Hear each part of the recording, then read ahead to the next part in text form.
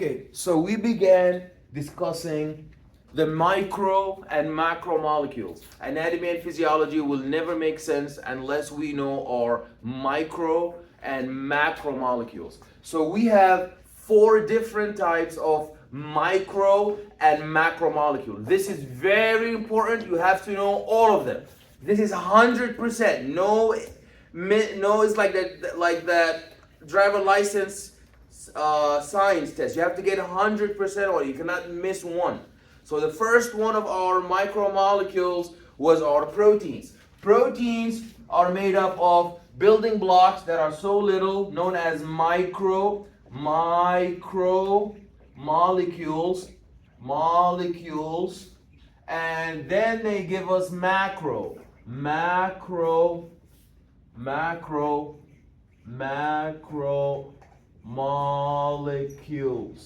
What's another way for saying micromolecule? We say monomer.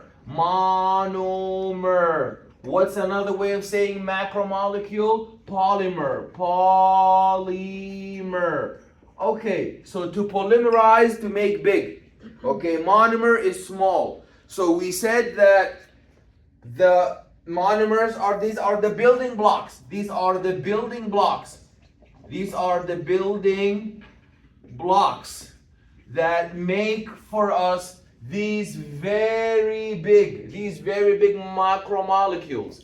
So our first is known as the amino acid. Amino acids have a alpha carbon. This alpha carbon has four terminals or four substituents. 1, 2, 3, 4. 1, 2, 3, 4. North, east, south, and west. Then all of the amino acids share 3 out of 4. They have the same hydrogen terminal,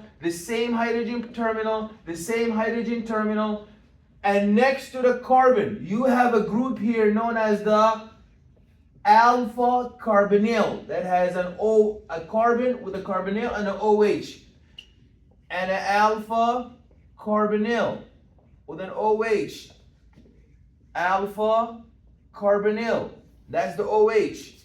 On the left, so on the right, it's the OH. On the left, it's N connected to 3 H's. N connected to 3 H's. N connected to 3 H's. N connected to 3 H's. So that's an amino. So they have 3 out of 4. The only difference, what makes amino acid number 1 different is the R group. So the R here is pink, while the R here, R2, is black, while R3 here is green. So that's what makes them different. You need to know your functional groups.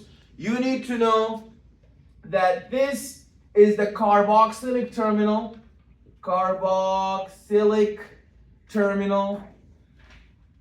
And this is the amino terminal that has an N. The amino terminal.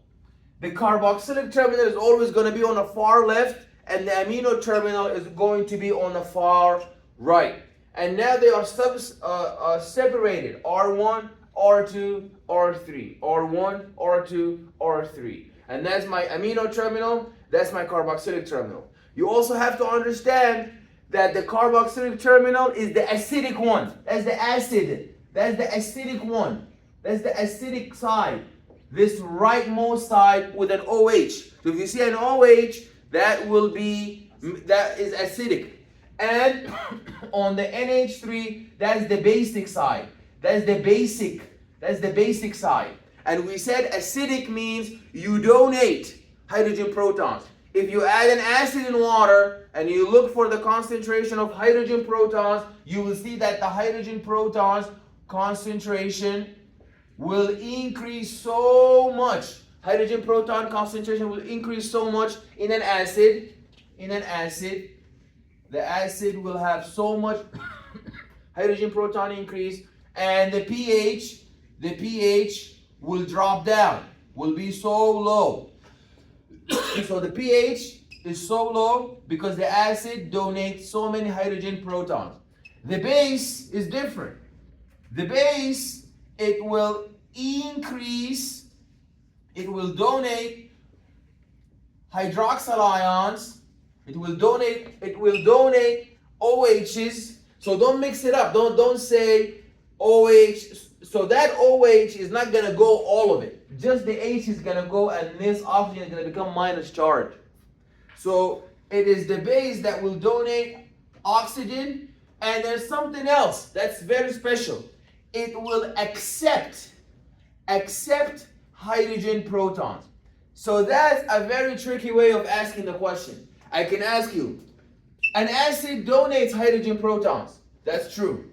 A base donates hydroxyl ions. That's true. A base accepts hydrogen proton. That's true. And that what enables, now if you look at the structure of this amino acid, it has two sides. One acidic side, one basic side. So that makes it what? A buffer. It makes it a buffer. So for example, in your body, if you get acidosis, so toxic. Acidosis means that you have so much acidosis. You have so much acid. If you have so much acid, do you need more acid or less acid? Less. You need less acid. So who do you think is going to work? The acidic side or the amino side? The amino side. The amino acid is going to do what? Lower the pH. Yeah, it's gonna lower the pH. It's gonna make the pH. No, we are acidic. We're already low. The pH is already low. The pH is low. We have acidosis. So who's gonna work? The amino terminal. It's gonna do what? Increase pH. Increase pH. How? What does the base do? How? Is it gonna increase OH?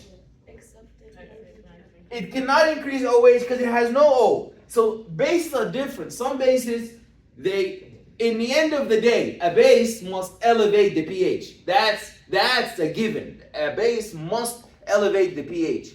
But the question is how? Some bases elevate the pH by donating hydroxyl ions, and some others do by doing they don't have OH, but what they can do is they can accept the excessive hydrogen. Say, give me some of that. So that's exactly what the NH3 gonna do. It's gonna start accepting hydrogen proton. That's very important. When you have acidosis, you have so much hydrogen proton, the base side, the NH3 will say, give me some of that. You have too much hydrogen proton, I'll take that. And the opposite, when you have alkalosis, that's the opposite. Now your pH is too high, and your hydrogen proton is so low. Your hydrogen proton is so low. Then the other side, the acidic side, says, oh, don't worry, you have too low hydrogen proton, I'll help you, I'll give you my H. So they're gonna start giving you an H. So that's what makes the amino acid a buffer system. What's another buffer system in our body? The urinary system. The urinary system, when you have acidosis, so much hydrogen proton in your blood, your kidney is gonna say, give me that, I'll throw it in the urine. So your kidney is gonna start taking hydrogen proton, throwing it in the urine. That's why somebody who has acidosis, their urine has so much hydrogen proton concentration. It's really acidic urine. And the opposite, if you have alkalosis, the pH is so high, the kidney will say, I'll stop taking away hydrogen proton. So the rate that the kidney take hydrogen proton, put it in the urine, is gonna drop. So their urine is not gonna have a lot of hydrogen proton because they need it. They don't want to lose it. They need to elevate it. The second system for repairing acidosis, for repairing alkalosis, is your respiratory system. So somebody who has acidosis, like when you're running, a lot of hydrogen proton in your blood. So you are, it's the same way the kidney is throwing hydrogen proton in the urine. The respiratory system is taking hydrogen proton in the lung and throwing it out to air, getting rid of it in the air. The urine is getting rid of it in the toilet, and the hydrogen proton is getting rid of it in the air. But it is not in the form of hydrogen proton. It is in the form of carbon dioxide. Because carbon dioxide is not flowing like carbon dioxide in blood. Carbon dioxide in the blood is known as carbonic acid. We're going to see this a lot. Carbonic acid, and that is known as H2CO3. It looks like that, but that's acid. So that's going to be going out in the air. Don't worry about this for now. Just understand the concept that we have buffers. These buffers, they stabilize our physiological pH. What's our physiological pH? That's something I'll ask you on the exam. The physiological pH has a range. We talked about that when we were doing homeostasis. And then it has to be between 7.45, that's the max. That's the maximum value, and 7.35, that's the minimum value. If you drop, the buffer system is going to start working. If you increase, then the buffer system will start acting. We have 3 buffer systems. Don't say that the buffer system is amino acid only. That's one of the buffer. A buffer means it's there to keep the pH to never changing. So your amino acids, they are buffer system. Your respiratory system is a buffer system. And your kidney are buffer system. That's why people with kidney failure, they always have disturbance in pH. People who have lung problems, lung fibrosis, smokers, COPD, lung fibrosis, they always have problems with their pH level staying the same. So these are my micromolecules. Now they are separated. They are separated. I don't want them separated. I want to join them. So how do I join them? If I want to join them, I want to build up. I'm going from micro. I'm going from too small. I'm going from micro up to macro. I'm going from little up to big. So what do I do now? What do I do? I have an OH on one side. You see, amino acid number 2 has an OH, and number 1 has an H. So now you will see the 2O, H2O. That sounds like who? Like water. So the water will get out. The arrow will point out. We will subtract minus H2O. We will take out the water so we can connect them. That is known as dehydration reaction. That's a dehydration reaction, known as a synthesis reaction. Dehydration reaction, synthesis reaction, and then they will join. They will join. So let's join them. We join them by erasing, because we took out the OHs. So you see everything is erased, and now there is a bond between the nitrogen, a bond between the amino nitrogen, and between the alpha nitrogen and the alpha carbon, and this bond right here is known as what? What's this bond known as? What's the name of the bond? That's the peptide bond. That's the peptide bond. That's the peptide bond. Peptide bond. So now I'm joining them. So now they will be connected. And connected C alpha carbon with an H, alpha carbonyl with an OH, and here that's my R1, and here that's my alpha carbon, that's my H, that's my NH, and that's my R2. Does that make sense? This is my peptide bond. You should be able to locate. If I give you a diagram on the test, tell you this big molecule has how many peptide bonds, you should look and see the peptide bond is always between the carbonyl carbon of one amino acid with an R group and an amino, so between an alpha carbonyl, this is the alpha carbonyl because it's attached to the alpha carbon, and that's the alpha amino because it's attached also to the alpha carbon of the other amino acid, and the bond between them. So the peptide bond must look like that.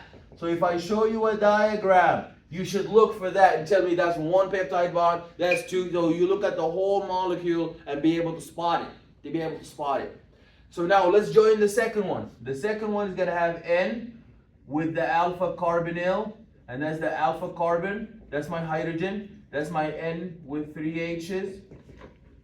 And that's my R3. So now that's my peptide bond. That's my second peptide bond. So now I join them. So now they are no longer separated. They're no longer separated. Now they are all attached.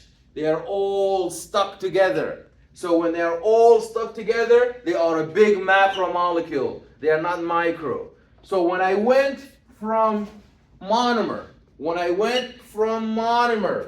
up to polymer, when I went from little building blocks up to macromolecules, from little building blocks up to macromolecules, what is that called?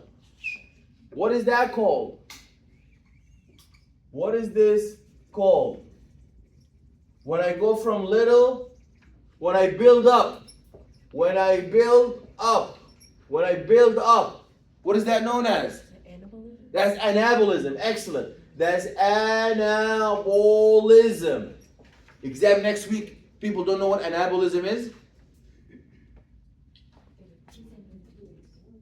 Building up from monomers into polymers. We're stacking up.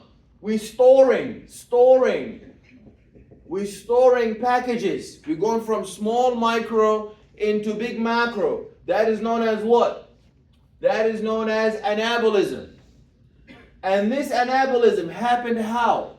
By removing water, hydrolysis. Hydrolysis. I remove water, H from one side, OH from the other, and then they stuck together. Yes?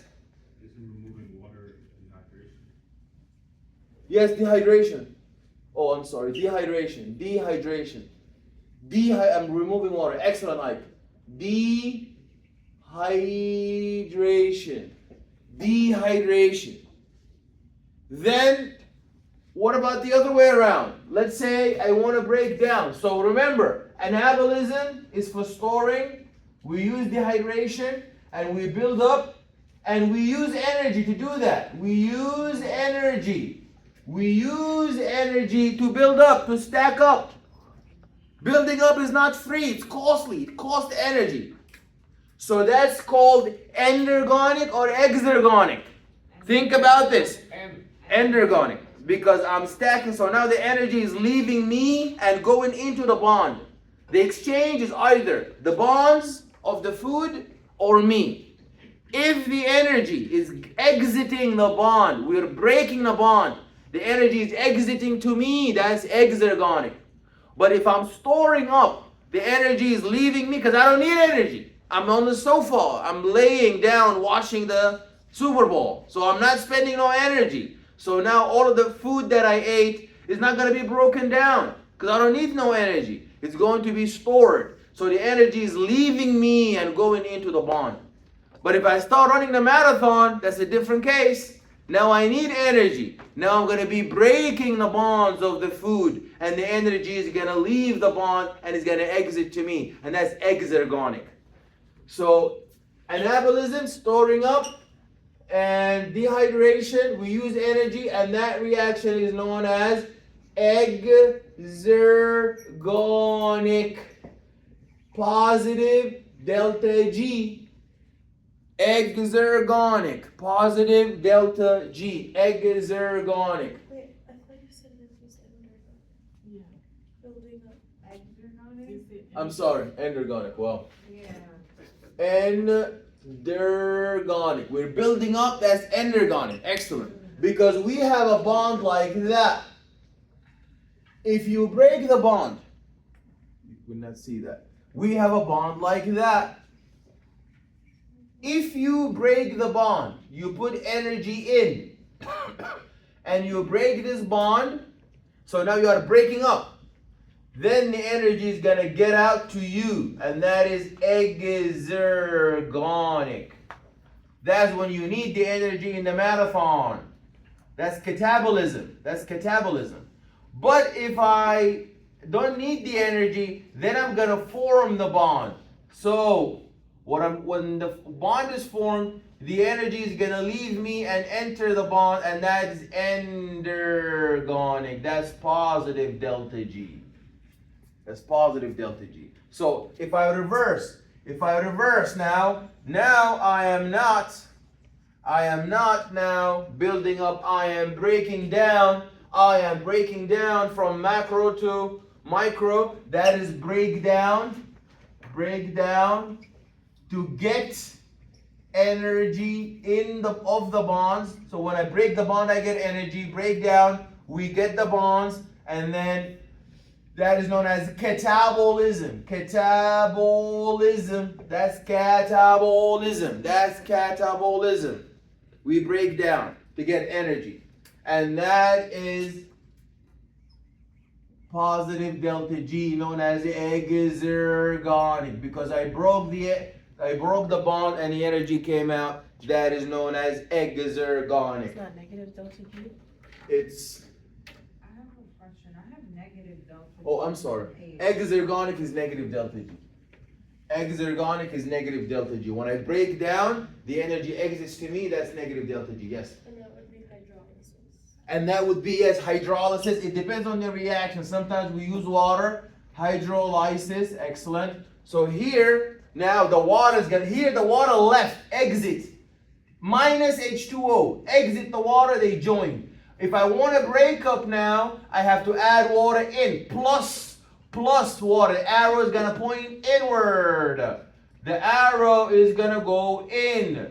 The arrow is going to go inward.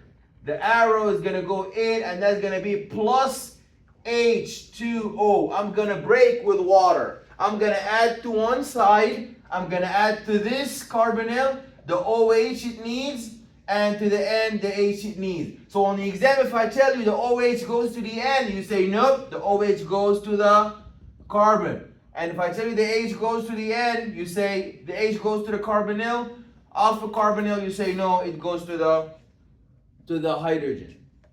That's very important. Okay, so now that's all about the protein. And then we learned that these proteins are part of our plasma membrane. So let's first do, after proteins, we're going to talk about the lipids. The lipids. What are lipids? And then after the lipids, we'll talk about the carbohydrates, and then we will combine them in the cell. We will see that these lipids make phospholipid bilayer. And we will see that these glucoses make the glycocalyx and glycoproteins and glycosugars. And then we will move on, and then we will get into the cell. So let's see if we will have any luck today with this.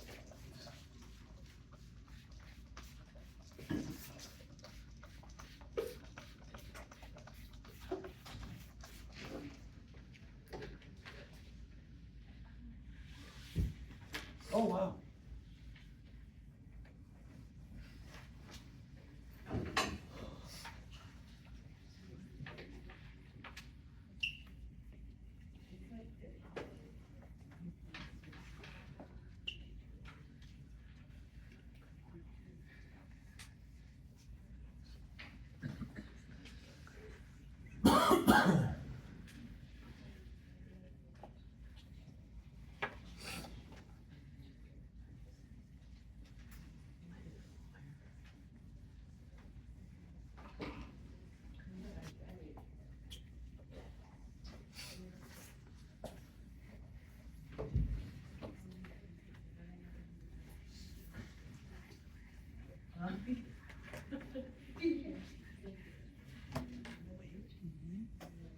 Okay, now we finished proteins. Who's our second macromolecule? Let's now do our lipids. So we said that lipids are also are built up of monomers.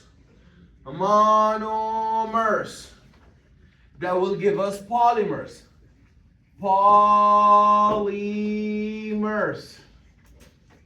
And the monomers who are separated are, number one, glycerol. In one of the other classes, I asked them, what is glycerol? And they said that's sugar. They're mixing it up with glycocalyx and glycoprotein. So they heard glycerol, they thought that's sugar. It's not. That's a lipid. So glycerol looks like that.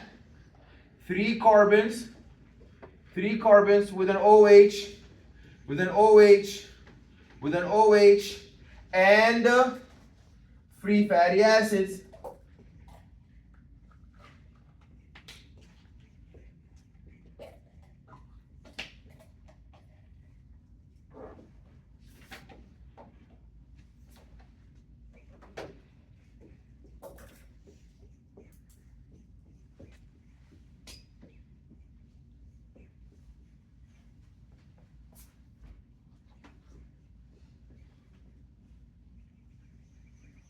If you notice here, I guess make it look like that. So every dent represents a carbon. So this is our glycerol backbone. And what are these called? Free. They are free. They're not attached to anything. So we call them free.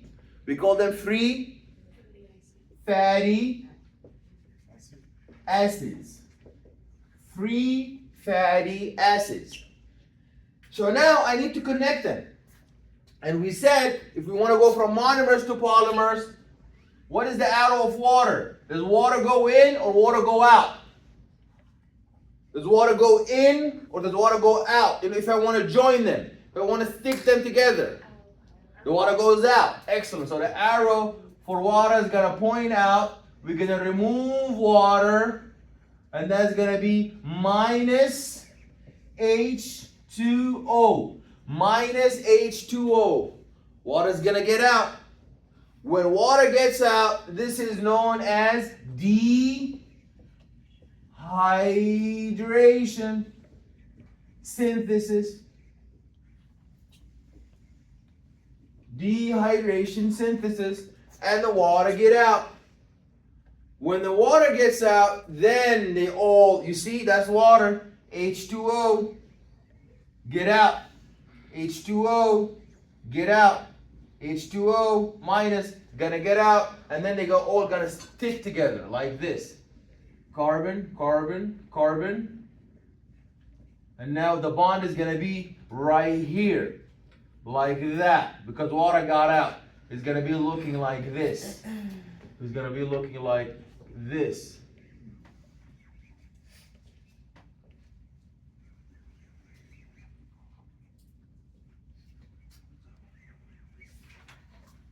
Okay, so on the bottom you had glycerol and free fatty acid. Free fatty acid. Free fatty acid. But when they join together, now it's no longer, it's called now A, because there's 3 of them. 1, 2, 3 is called triacyl glycerol, or also known as triglyceride. So that's the polymer of lipid. That's a lipid now. That is a lipid. And these are just the monomers that make the lipid. So when I'm going up, I'm removing water, and that is anabolism. Anabolism, and that is storing fat in adipose tissue. Fat is adipose tissue that stores fat. Anabolism, storing, and that is endergonic. Minus delta G, endergonic. Let's say now I want to go down. So when I want to go down now, all the opposite. So now I'm gonna, the arrow for water is gonna point in. So we're going to have plus H2O. We're gonna add water plus H2O, and that is known as that is known as hydrolysis. Hydrolysis. And that is catabolism. Catabolism, and that is breakdown.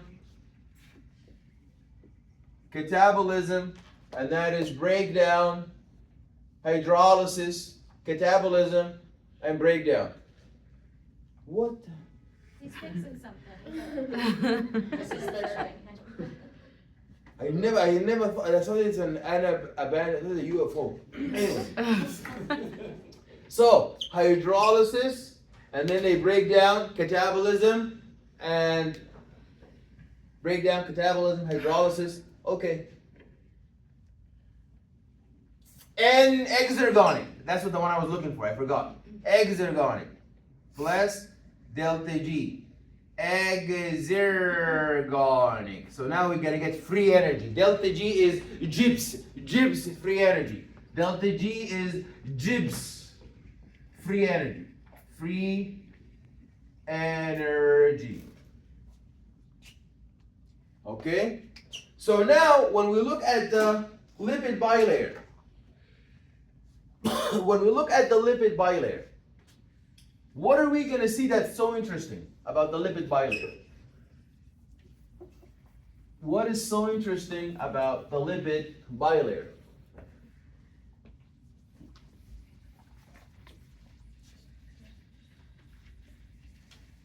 What is so interesting about the phospholipid bilayer?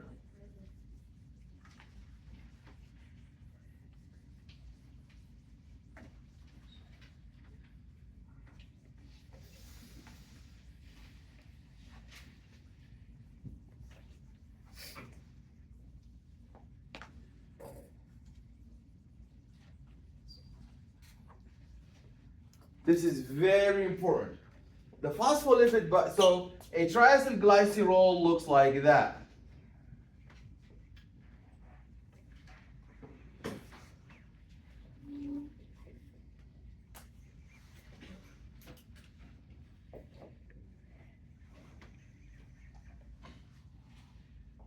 The phospholipid bilayer has a polar head and how many tails? How many tails? One tail. One tail like a monkey. How many tails does the phospholipid bilayer have? Two. When we drew them, did we draw them like that? Or like this? The phospholipid bilayer looks like that or like this. Two of them. So where does the third one go? The third one is gone, and in its place we have a phosphate, red phosphate with a big negative charge. And on top of that you have a choline with an N group, nitrogen. And that's the head. So when you look at the phospholipid bilayer and it looks like that, the two blues are this, and the red is the phosphate group and the choline. That's the bilayer.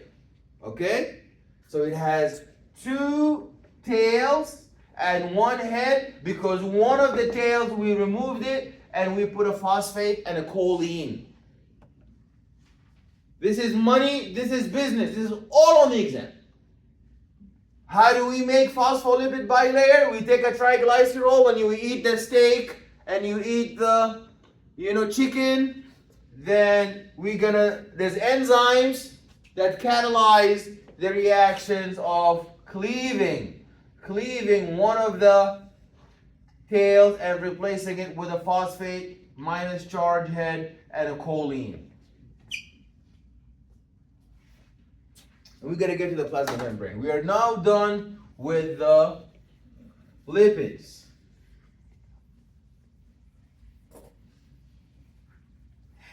Let's now move on to the sugars. Let us now move into the sugar. Sugars are also made up of monomers.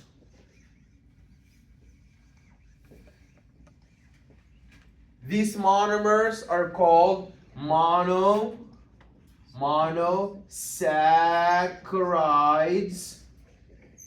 Monosaccharides. And we end up with polymers. Polymers known as polysaccharides. Polysaccharides. So, who are my monosaccharides? My monosaccharides, there's 3 of them. The first one is glucose. The second one is fructose. Fructose is the second one, monosaccharide. And the last one is what is the third? Galactose. Excellent. Galactose. These are monosaccharides. These monosaccharides now can give me a new set known as disaccharides. And these disaccharides, they are known as, number 1, you have lactose. That's the sugar of milk. Lactose, milk, sugar. Lactose, milk sugar, and that is made up of glucose and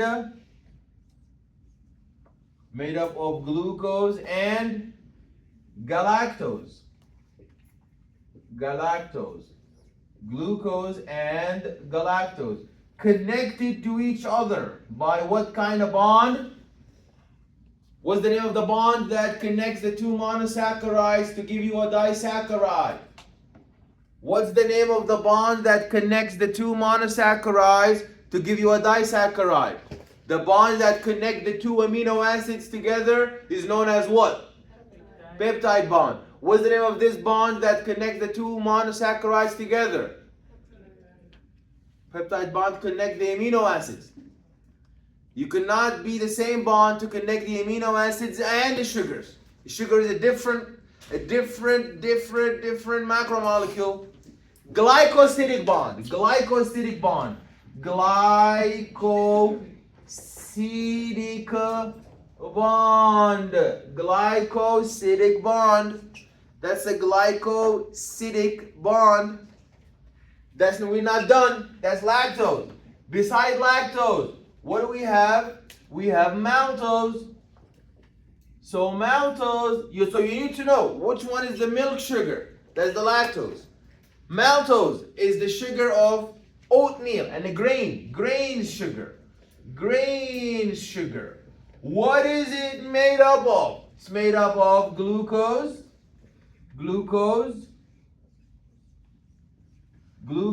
and fructose. I'm sorry. Glucose and glucose.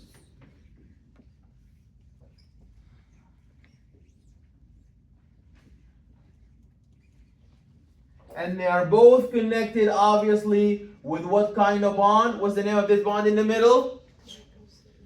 Glycosidic bond.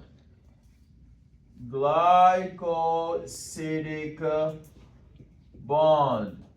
And lastly, we had lactose, milk sugar, maltose, grain sugar, and lastly, what do we have? Sucrose. Sucrose is made up of glucose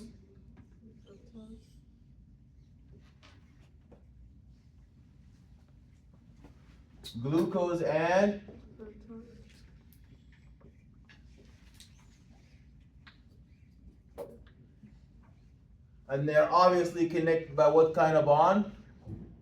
What kind of bond connects glucose and fructose? Glycosidic bond.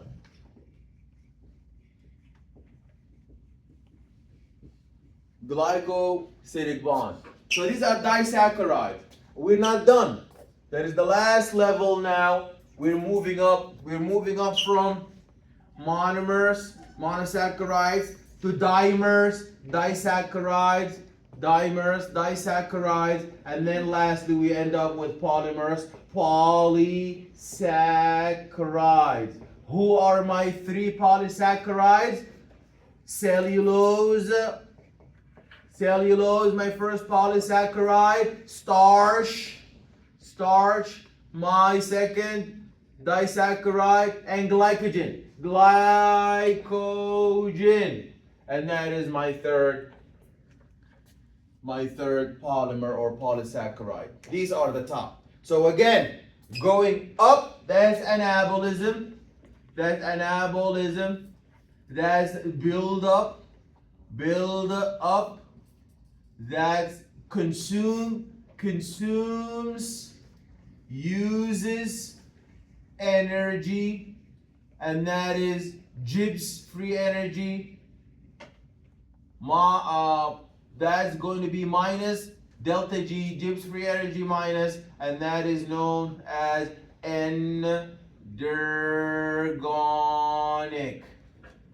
If I want to break down, I break down my glycogen, my starch, my cellulose into disaccharides, into monosaccharides. I go down this road. I go down breaking down. I go down this road. I break down till the arrow points downward, and that is now. So if I'm building up, I am minusing H2O. I am minusing H2O. Dehydration. Synthesis. And here, when I'm breaking down, I am adding water. Arrow points in plus H2O, and that is known as hydrolysis. Breaking down, hydrolysis. What's the Gibbs free energy sign? Yeah, because I'm gaining energy. That makes the reaction exergonic.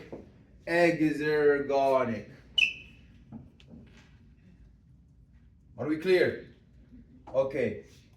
I talked about another convention for how we break as endothermic, exothermic. So thermic here is not delta G, that's the delta H.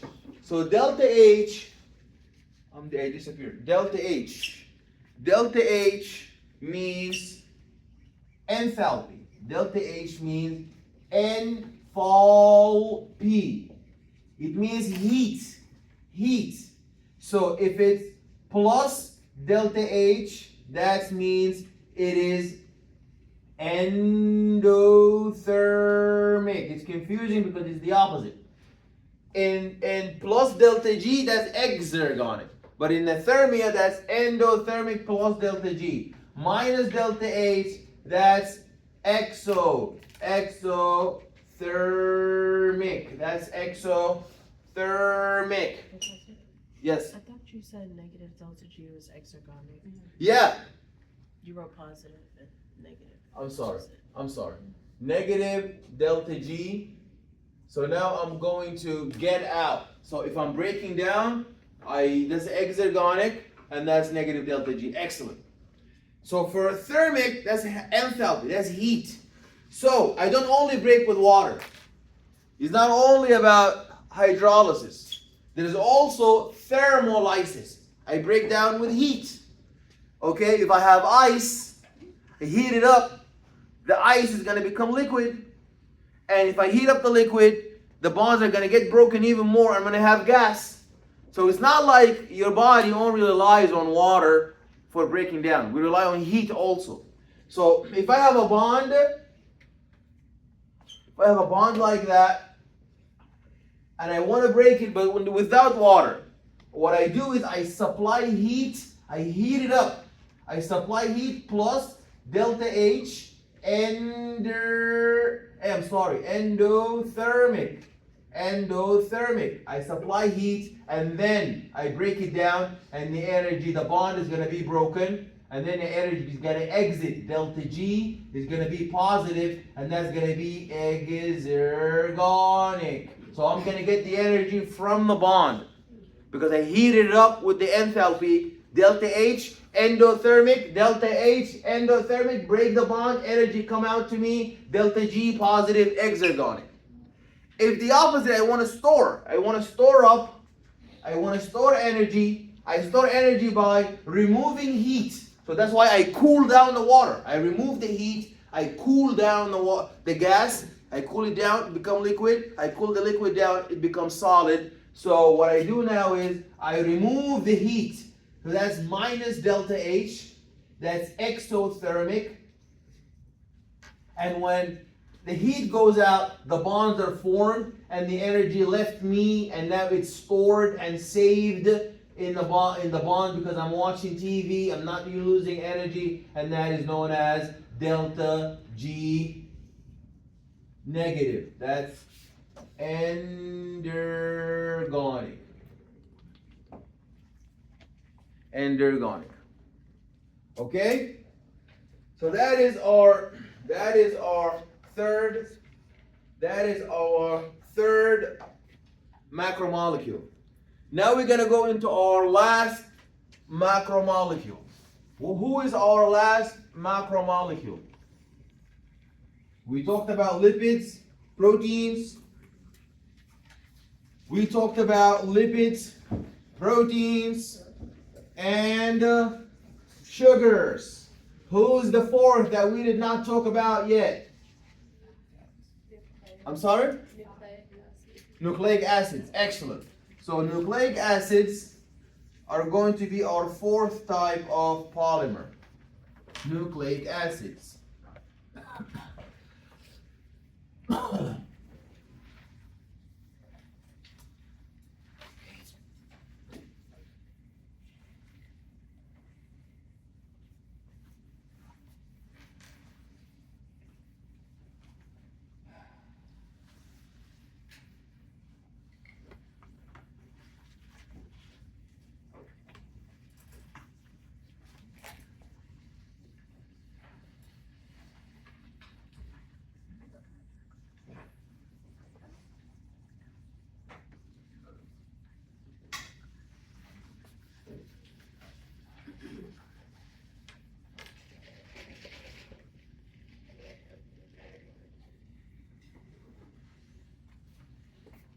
Okay, now let's champion the last macromolecule. Everything is from what I said that I'm going to ask you. Okay, the last one. Obviously, we're going to have monomers. We're going to have I need to get those really thick markers so we can show.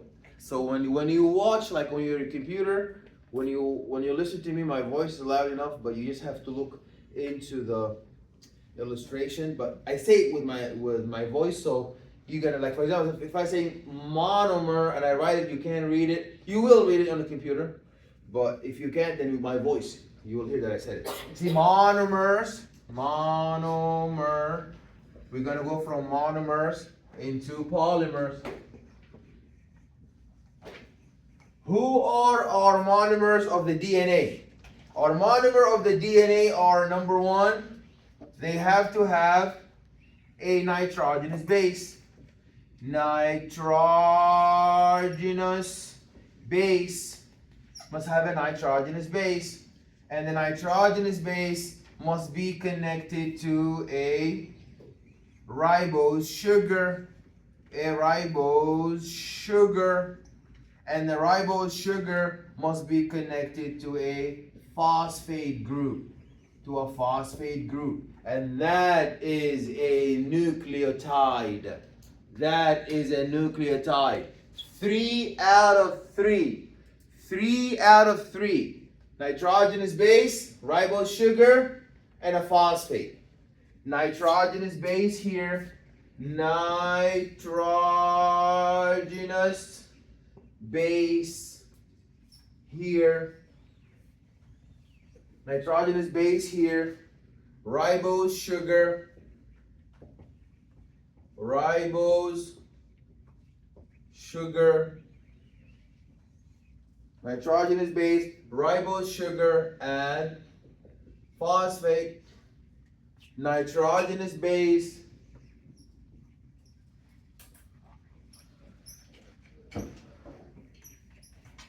nitrogenous base, ribose, sugar, and a phosphate.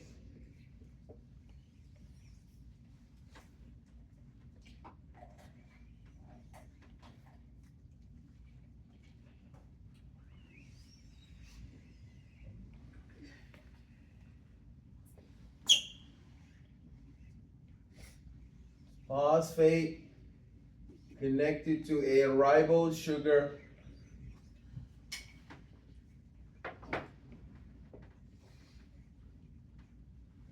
and the nitrogenous base.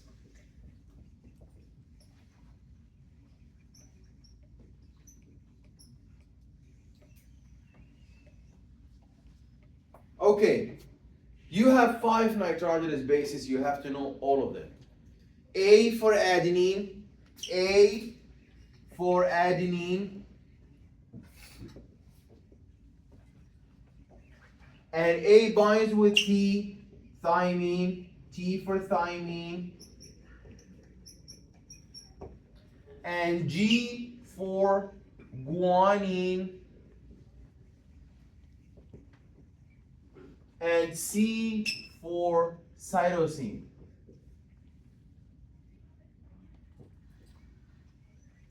That's if you are DNA. If you are RNA, you will never have thymine, you will have uracil.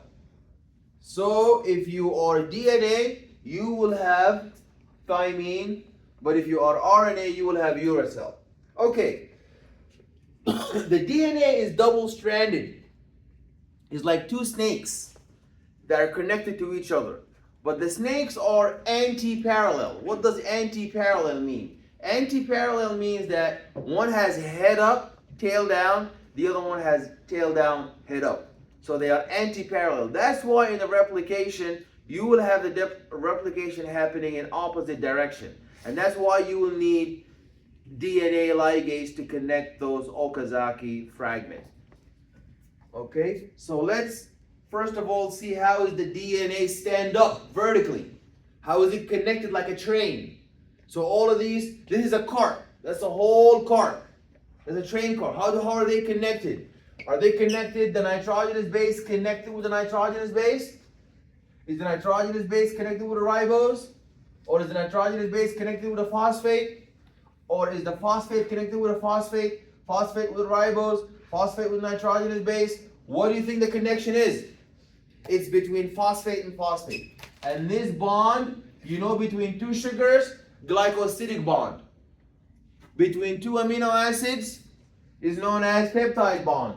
Between the 2 phosphates of the DNA, that's known as phosphodiester bond. Phosphodiester bond. Phosphodiester bond. That connect both of them. And this is a covalent bond. Covalent bond. This is a covalent bond. This is a covalent bond. This is a covalent bond. This is a covalent bond. This is a covalent bond. It cannot be broken. So that's one snake. That's one snake. That's 2 snakes over there. So how are they going to connect the 2 snakes together? They're going to connect vertically. They're going to connect vertically. They're going to connect vertically. The A and the T will connect with this green dotted bond, with this green dotted bond, and here with 3 bonds, guanine, cytosine, guanine, cytosine, guanine, cytosine. Like that. What kind of bond is green? Excellent hydrogen. That's not a phosphate. Oh, I'm sorry. I said green. You thought, oh my God, that's green too. I'm so sorry.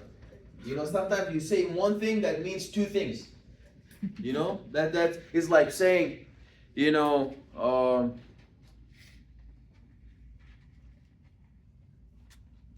it's like saying anatomy and physiology is very important science, and somebody says, maybe you're right, maybe you're left.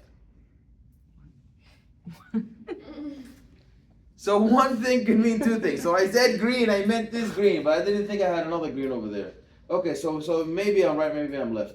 This one in the middle is a hydrogen bond. This is a hydrogen bond.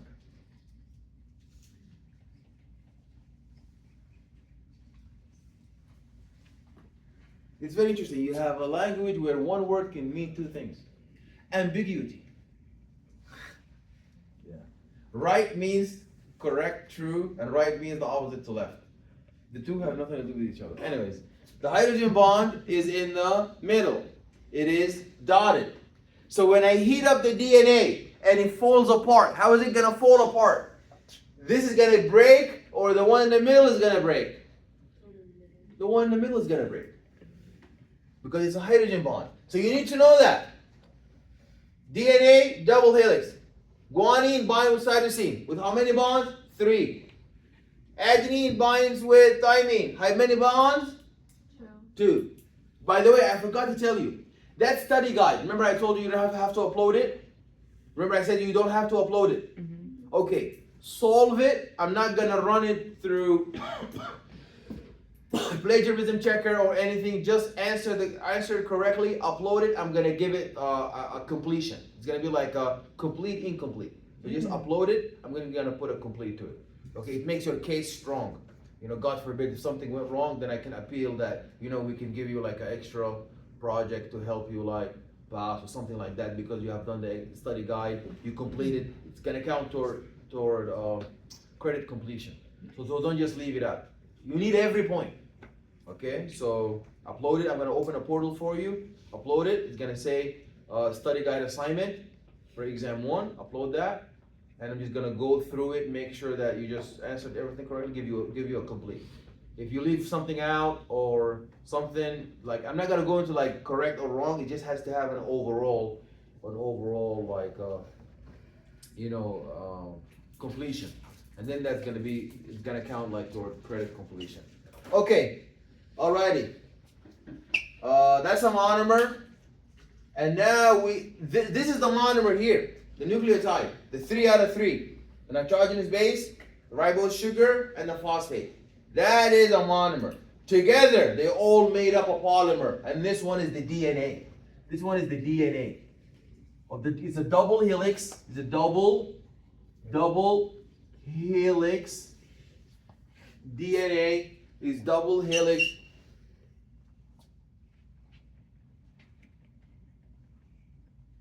DNA, double helix, and it has no uracil, and it has thymine. Also, remember that the DNA on its second carbon, it does not have an OH, it just have an H. It does not have an OH. It just have an H. It is devoid of oxygen. That's why they call it deoxyribose. Oh my God, I drew it on the nitrogenous base. It's supposed to be on the sugar. So the second carbon, instead of having an OH, it only has an H. And that is known as deoxyribose. It's not a ribose, it's deoxyribose. The second carbon does not have an OH, just has an H. That is known as deoxyribose. Here has a hydrogen, no OH, so it's known as deoxyribose. H, no OH, deoxyribose. These are the characters of your DNA. RNA is different, however. RNA is different. RNA is very interesting because it is not double-stranded. It's a polymer, nonetheless. Don't think that because RNA, students think because RNA compared to DNA does not have double strand, they assume that it is not a polymer. It is a polymer, but it's a polymer smaller than the DNA. So what happens with the RNA is that it's single-stranded. So RNA is single-stranded. It has no thymine, and it has uracil instead. And the sugar has an OH. So it's not deoxyribose. It's just, we don't call it oxyribose because that's being ribose. So the RNA has an OH. That's known as a ribose. Here has an OH. That's known as a ribose. Ribose. Here has an OH. That's a ribose. But I cannot put here because that's a thymine. That's a thymine that does not exist in the thymine does not exist in the RNA, in the DNA. Yeah, in the RNA it does not exist. Only exists in DNA, thymine. So instead of the thymine, what do we have? Uracil. Excellent, excellent, excellent. Okay, the next thing you need to know is that these nitrogenous bases are divided into two groups. Nitrogenous base is divided into two groups. The nitrogenous bases are divided into two groups. Nitrogenous bases are divided into two groups. Number one is the purines, and number two is the pyrimidines. Purines and the pyrimidines. Purines and the pyrimidines. Purines are very big, and they have two rings. They have two rings. Even though their name is small, students think that the pyrimidines, they have a longer name, they are the bigger. No, they are the smaller. Pyrimidines are smaller because they have only one ring. They have only one ring. Is that clear? Okay, who are my purines? Pures are good. Pures are good. Pures are good. That means purines are adenine and guanine. Adenine and guanine. And pyrimidines are the rest. Thymine, uracil, and cytosine.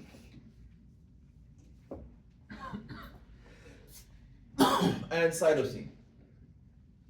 Any questions? Any questions? No questions. Okay. So now that's all about the DNA. So we go from monomers. These are the nucleotides. Another thing I forgot to tell you. A nucleotide, a monomer is a nucleotide. It must have nitrogenous base plus ribose, sugar, or maybe deoxyribose if you're talking about DNA, plus phosphate. That is 3 out of 3. That is 3 out of 3. 3 out of 3.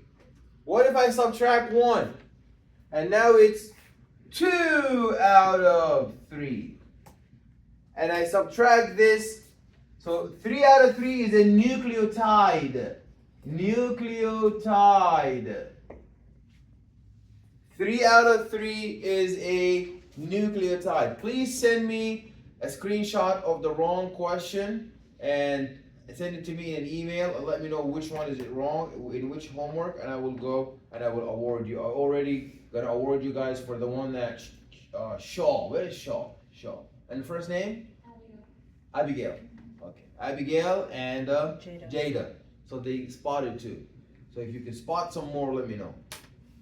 But just don't worry about it. Put the right answer, even on the exam. If something like that happens, I'm gonna go recorrect it. And if you chose the right answer, it's already in the computer. I'm gonna reset it to recorrect it to that particular answer. You're gonna get your point.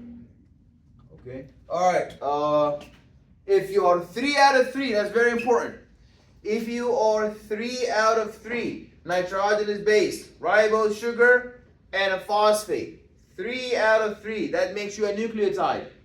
But if you are only 2 out of 3, if you are only 2 out of 3, if you're only 2 out of 3, nitrogenous base, a ribose, and if you are only nitrogenous base and a ribose, 2 out of 3, nitrogenous base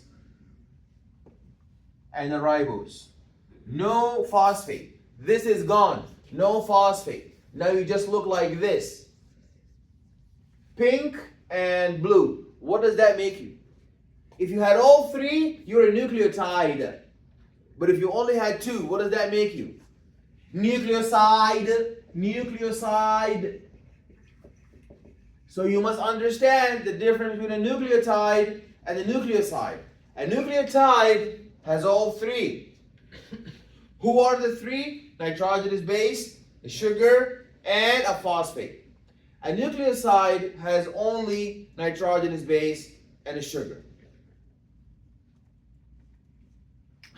Okay? Now, let's look. So this here, we have seen that nucleotides are very useful because they are part of the DNA. DNA is genetic information. DNA is genetic information. But are they only useful? Are the nucleotides only useful for genetic information? Are nucleotides only useful for genetic information? Are nucleotides only useful for genetic information? Are nucleotides only useful for genetic information?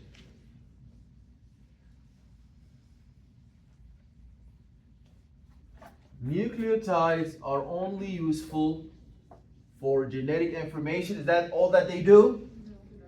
So nucleotides can only be found in DNA and RNA. They can do nothing else.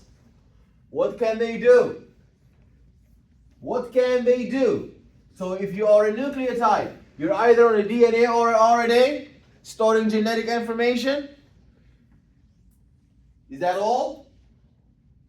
What do they do? How about ATP? ATP is a nitrogenous base. Is a nitrogenous base. ATP is a nitrogenous base. And this nitrogenous base, this ATP is a nitrogenous base, and this nitrogenous base could be adenine. And obviously it must have a ribose sugar.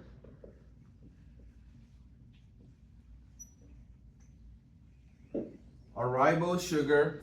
And lastly, we're going to have phosphate. Phosphate. Phosphate. So that is known as adenine monophosphate. You add another phosphate here, that's diphosphate. You add a third phosphate here, that's triphosphate. That's triphosphate. So if I break this bond here, if I cleave this bond, I go down from ATP, because I had adenine with 3 phosphates, adenine with 3 phosphates, adenine triphosphate. And if I break even more, so now I went to diphosphate, ADP, from 3 into 2, ADP. If I break this bond some more, then I become AMP, because there's only one left. And if I go down and break this bond even more, so now there's no more phosphate. So now I just have adenine and ribose. What is that now called? Yeah, nucleoside. So now I go with nucleoside. So it is safe to say that ATP is a nucleoside because it's adenine and ribose, a nucleoside with 3 phosphates. 1, 2, 3. So nucleoside with 3 phosphates. So here we saw that ATP is like a hanger. I hang on it. ATP is a hanger. I hang on it what? My phosphate. It's like a closet. If you want to take your clothes off, it'll store it for you. And if you want to take from it and wear, it'll give it to you. So if you want to store energy, so if you need energy, you go down this route. That's catabolism. That is catabolism. That's catabolism. That's breakdown of energy. Catabolism. Catabolism, that's breakdown of energy. And when you break down energy, you lose ATP, become ADP, become AMP, then it becomes a nucleoside. So in catabolism, it gives you supply energy.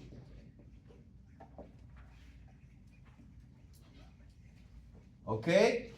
But if you're going up,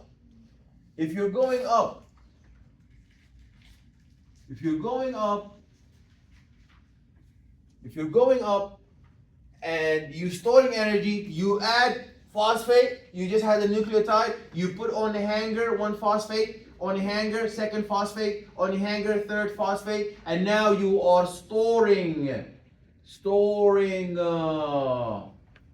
energy. Storing energy.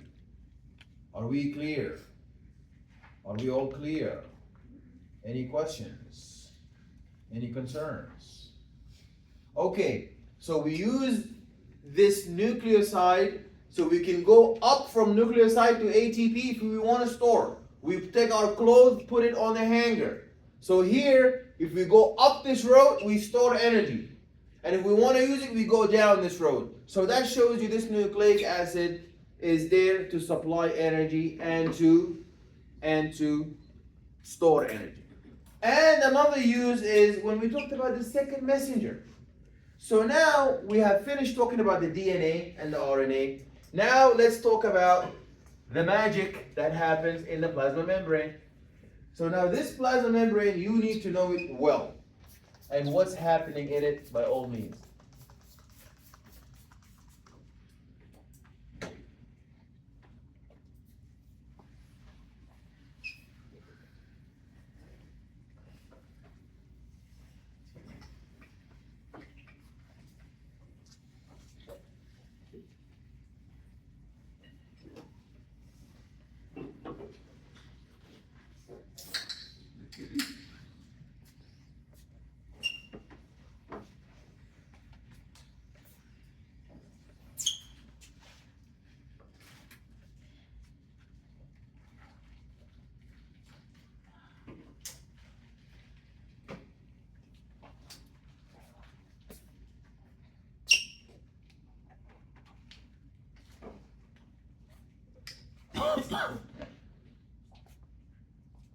What did I want to do? Yeah, the plasma membrane. Okay, so we know the plasma membrane has a phospholipid head. The plasma membrane has a phospholipid head. Well, this one's going to take time.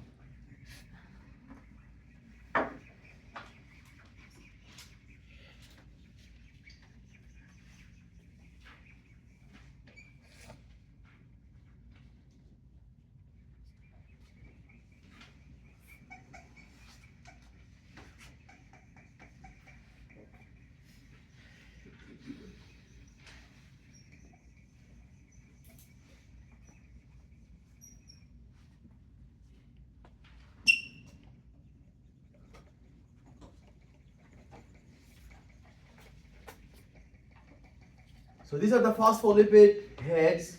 We said earlier the phospholipids have how many tails? One. How many tails does the phospholipid have? Two. And how many heads does it have? I already said that, it's recorded. You got to rewatch that. There's no reason for you to say one, because we already went over this earlier. I'm not gonna do it again. So you just gotta go watch the video. We have a lot to go over.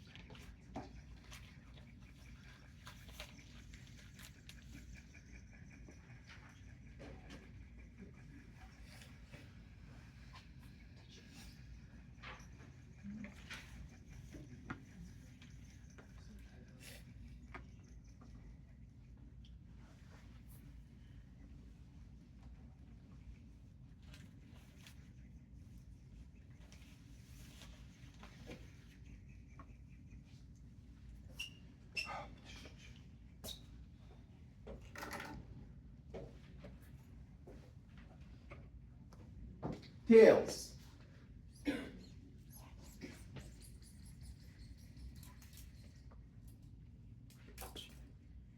I have a dream that one day they will have garbage in the room.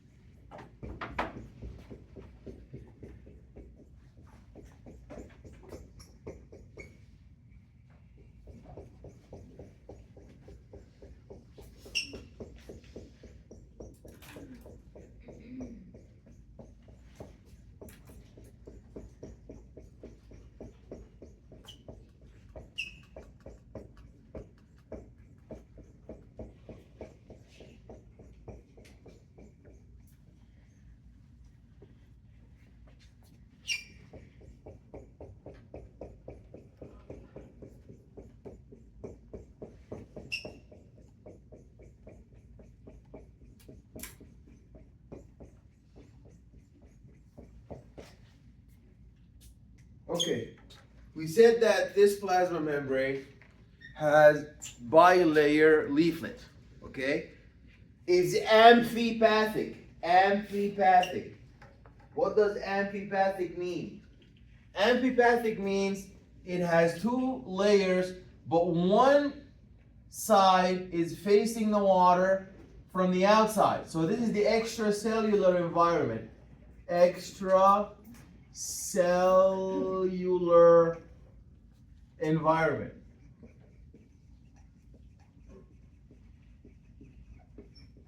That's the extracellular environment. It's not even showing.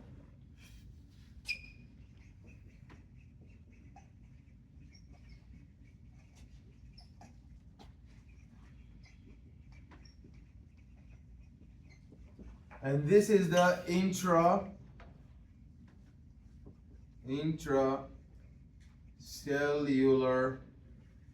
environment. This is known as the cytoplasm.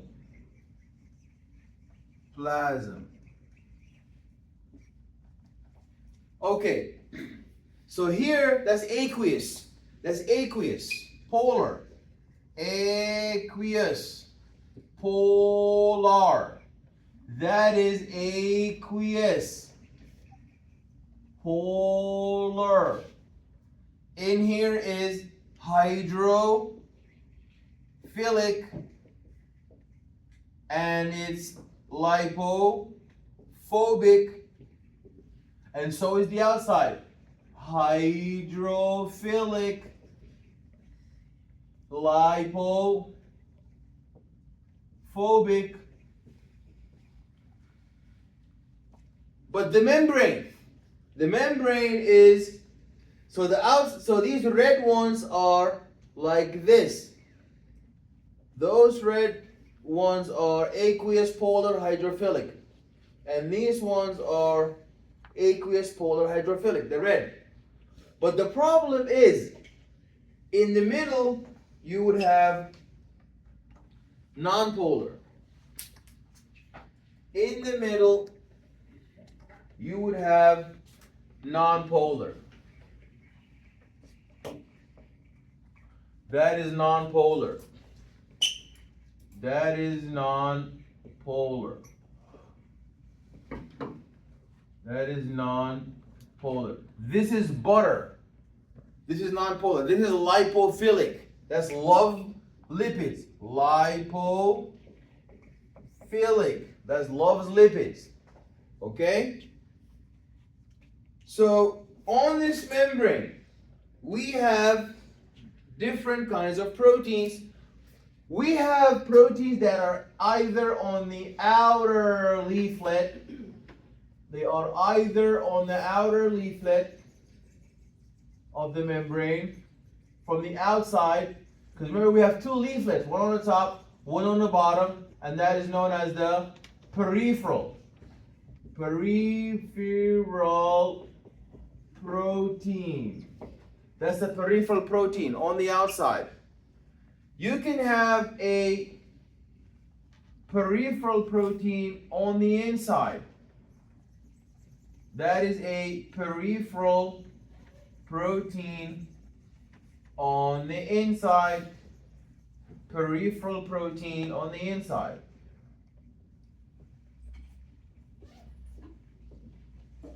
That's a peripheral protein on the inside. So give me examples for these peripheral proteins. I have two kinds of hormones. So when it comes to hormones, I have two types of hormones.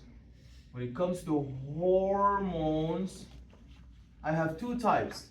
I have a hormone that is steroid-based,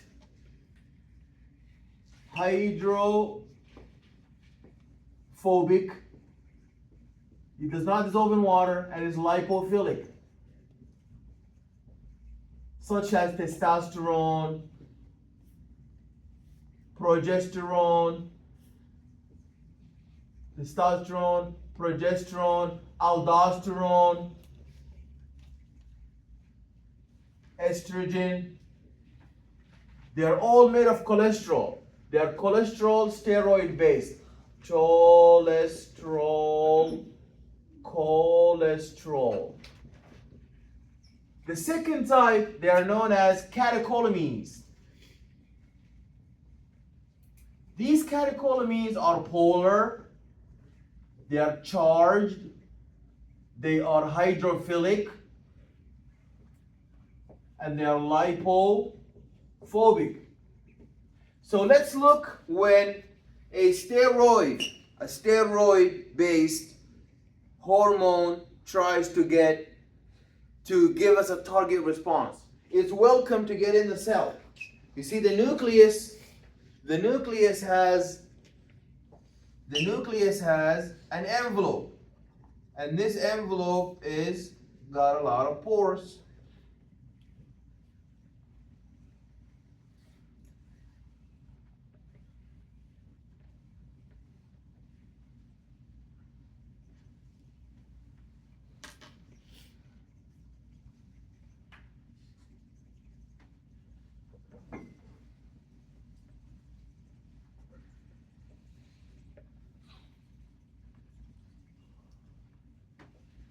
This is the nucleus. Inside the nucleus, you have the chromosome, you have the DNA, and this DNA, you have receptors here that will transcribe this DNA. They have receptors here that will transcribe this DNA to give you mRNA, and then the mRNA is going to go exit into the cytosol, because this is inside the nucleus.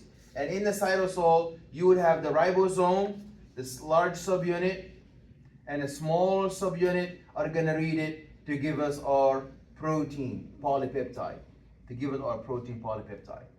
So the steroid hormone is welcome. It cut through because it's orange. It's orange like the lipid core. You see these steroid hormones? They are orange. They can penetrate and dissolve here, and then they can enter the cell. So these are first messenger. First messenger is the hormone is the first messenger. And it cuts through, and then it enters all the way inside the nucleus, transcribes, transcription, then translation in the cytosol. Translation happens in the cytosol or cytoplasm, while transcription happens inside the nucleus. That's very important. Transcription happens inside the nucleus, and translation happens in the cytosol. But the point is, the steroid hormone came all the way, is welcome, because it's butter, because it's lipid, it's hydrophobic, it's lipophilic. It can pass all the way through. Now let's look at epinephrine. Epinephrine is charged, is polar, it cannot get through. Epinephrine is this color. So what is it going to do now? It cannot get through. Please don't tell me epinephrine can get through to give me a target effect. So what can epinephrine do now? Epinephrine, in order to get in, it will bind from outside to a transmembrane. So we don't only have peripheral proteins, we have transmembrane proteins, receptors like this. They call transmembrane because they span both leaflets. These are transmembrane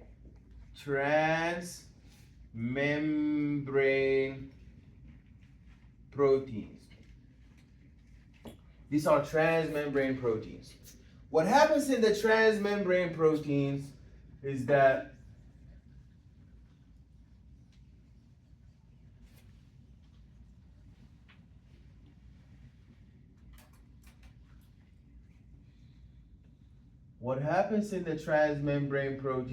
it binds on the outside, and once it binds on the outside, like epinephrine binds on the outside. When it binds on the outside, it will make a conformational change. This receptor is going to start making mechanical vibration movement, and that movement is going to activate a peripheral protein known as a G protein, letter G protein, known as a G protein.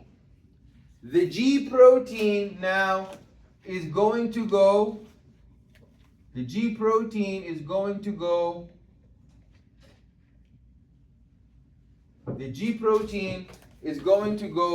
it's going to activate for us another transmembrane protein known as adenyl cyclase.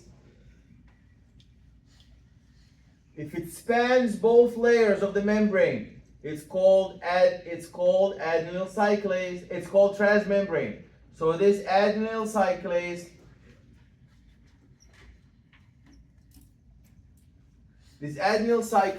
is going to cause conformational change, and this conformational change, this very important conformational change, is going to change ATP. That's what got us into this whole thing to begin with.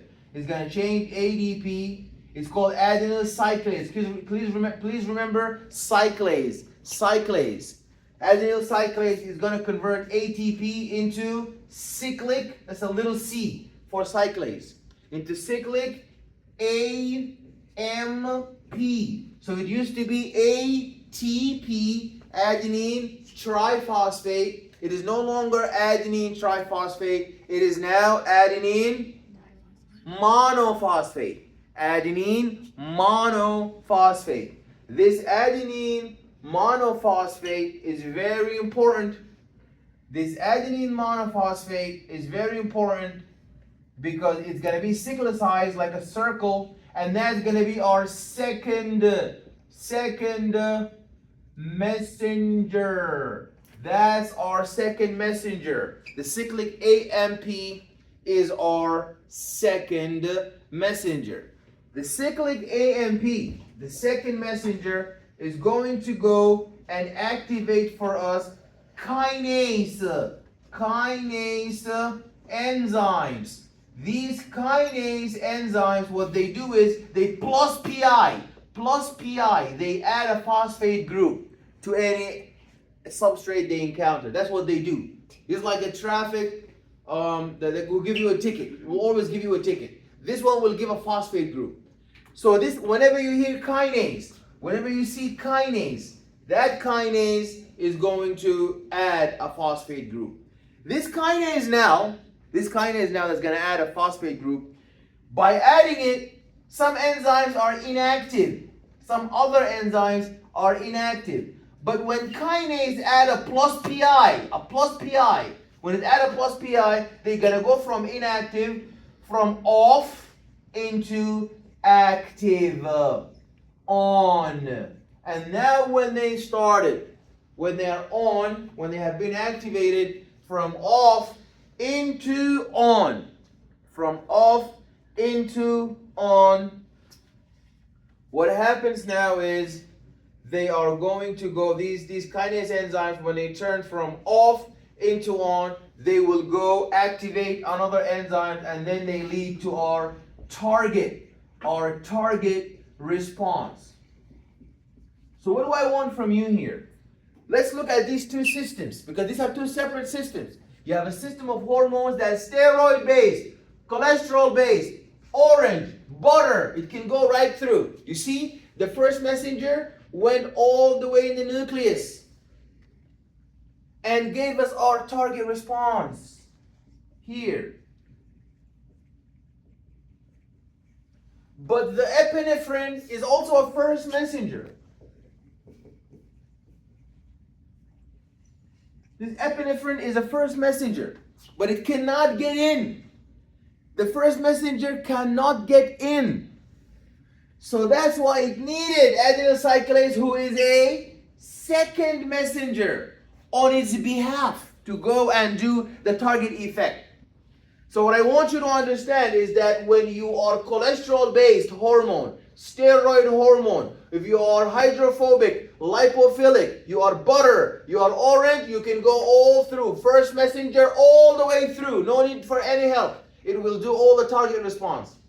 But that one, the one who is polar, who is lipophobic, it cannot go through the butter. It is red like the phospholipid heads.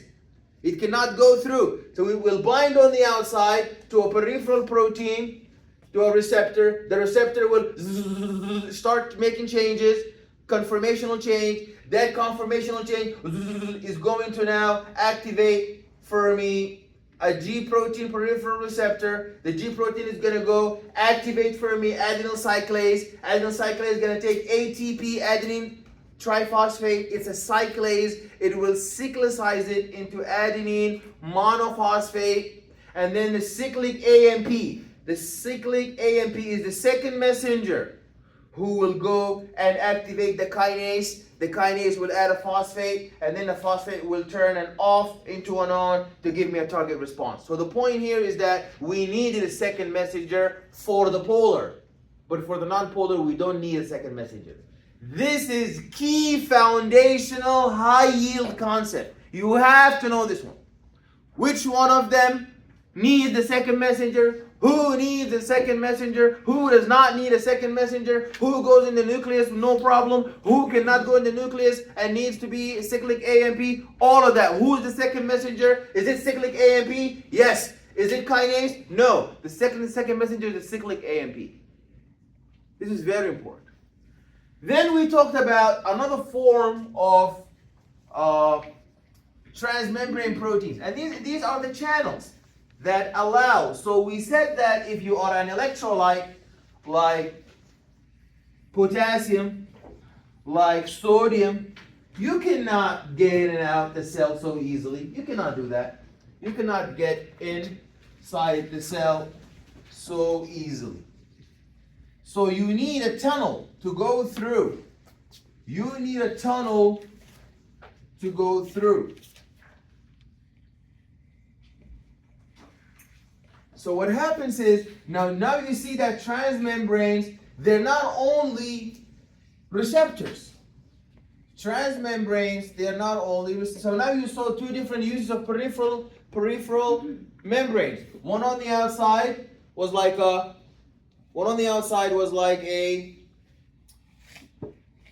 like the one that bind the ligand from outside, bind epinephrine, bind the signal, bind the stimulus from outside. And the other one on the inside to participate in the signal transduction pathway to give us the target response with the second messenger. Now we have another type. We have another type of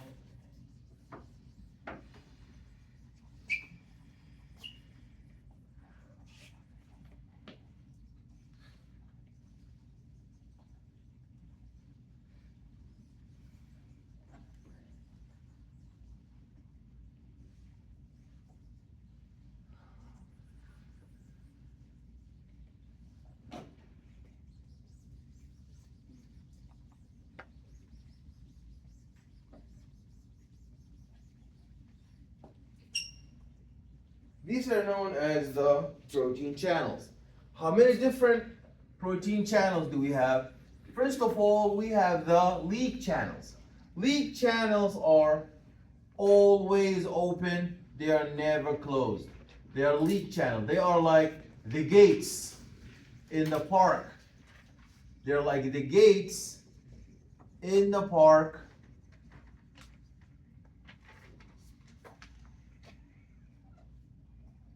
They're always open, allowing the influx, entry, also known as influx. Okay, influx, entry. And some of them, they allow the exit too. That's another type of leak channel. So leak meaning is always open. It is always open. It does not close. And leak channels allow one type of ion to get in or get out. You can never have, like for example, the gate in the park, it can allow people to get in, pets, animals, dogs, cats, they can get in. But the leak channels, they allow either potassium, either sodium, either calcium. You cannot have a leak channel for two. So one leak channel allows the entry, one leak channel allows the exit, known as efflux. Efflux. Known as efflux. Okay. Now we have another set of channels that they're not open, they are actually closed, but they can open only if you have, gated. If you have the key, if it's gated, that means you needed to have the key. You needed to have the key. So this is a leak channel. It's always open. That is a leak channel. Always open. And this is a gated channel. Gated channel. This gated channel, you bind the ligand to it, then it will open. This is called a ligand-gated channel.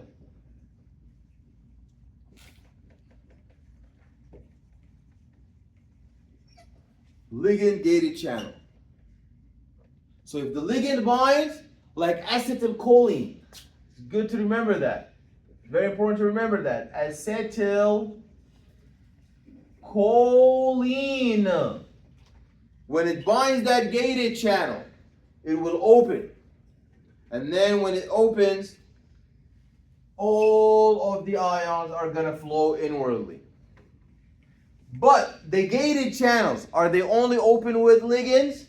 No. There's other channels that are not open only with ligand. Some of them are open very nicely. I think it was you last week, the thermal with heat. Excellent. Very good. So when it's hot, they open. So these are heat sensitive, heat dependent gated channels. That's how you feel the heat. When it's so hot, they open. Another one is stretch sensitive, stretch receptors. When the baby is pushing against the cervix of the mom, what happens? They open. Then there's voltage gated. When there is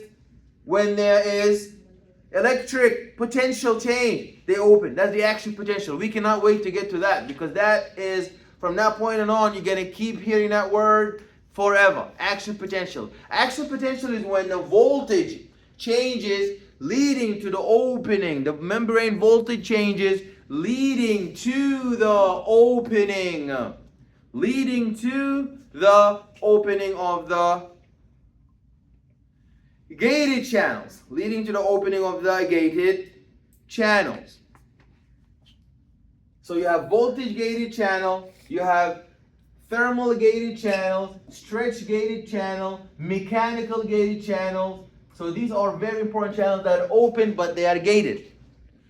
So now we said that we have peripheral proteins, and these are known as integral proteins or transmembrane proteins because they are spanning both layers. If you're spanning only on one leaflet on the inside, you are a peripheral protein. If you are only on the outside, peripheral protein. If you span both layers, that's called transmembrane, also known as integral protein. Integral protein. Okay? Are we good? Then we talked about green. What's the color green referred to whenever you see it on the diagram? So when you see like this, green attached to a peripheral protein, what does that represent for me? Green attached to a transmembrane protein. Green attached to transmembrane protein. What is green refers to? Sugar. That's glyco. If the green is attached to the blue, the green is attached to the protein. What is that called? Huh? If the green is attached to the blue, what's that called? Glycoblue? Glyco what? If the green is attached to the blue, glyco what? I'm sorry? Protein. That's a glycoprotein. That's a glycoprotein because it's attached to the protein. Glycoprotein. But if it's, so does the green only attach to the blue? So we only have glycoproteins. What else do you have? Glycolipids. Like here, green to the phospholipid bilayer. Green to the phospholipid bilayer. Green phospholipid. That is known as glycolipid. And we said that the combination set of glycoproteins and glycolipids, glycoproteins and glycolipids on the surface of the cell is known as what? Yeah, so we don't say the two words all the time. Glycoprotein and glycolipid. They came up with one word for both, and that is glycocalyx. Glycocalyx. That is known as the glycocalyx. Glycocalyx. Glycocalyx is glycoproteins and glycolipids. Very important. Glycoproteins and glycolipids. And we said that what is the usefulness of glycoprotein and glycolipid? It's for immunosurveillance. So your immune system, how does it detect self from non-self? You do not have the same set of glycoproteins and glycolipids on the surface of your cells like me or like somebody else. They are all, you have your own unique set. So your immune system is going to go screening. So that's why when they do liver transplant, when they transplant a liver cell, that transplanted liver cell always gets rejected and damaged by your immune system. Why? Because it's gonna screen the surface, the glycocalyx, that's somebody else's liver. So your immune system is gonna touch it and say, that's a different glycocalyx. That means it's an infectious microbe. It's some form of a parasite, a virus, a bacteria, some dangerous, and then it doesn't know. It has no way of knowing that this liver is helping you out. So it will destroy it. Will mount an immune response to damage that liver and destroy it based on the glycocalyx. So they are important for immunosurveillance. So usually when a bacteria is in your body and your body identifies it and destroys it, it is mainly because of what? The glycocalyx. Okay? That's very important. And we said on the outside membrane, what else do we have? We have cell membrane extensions. Cell membrane extensions. These cell membrane extensions are known as cilia. You have cilia on the outside. You have cilia. You have microfilaments. Microfilaments. Or microvilli. And you have cilia, microfilaments, and you also have, with the cilia, there is always flagella. These two are sisters. Flagella, cilia, flagella, microfilaments, and lastly you have your pseudopods.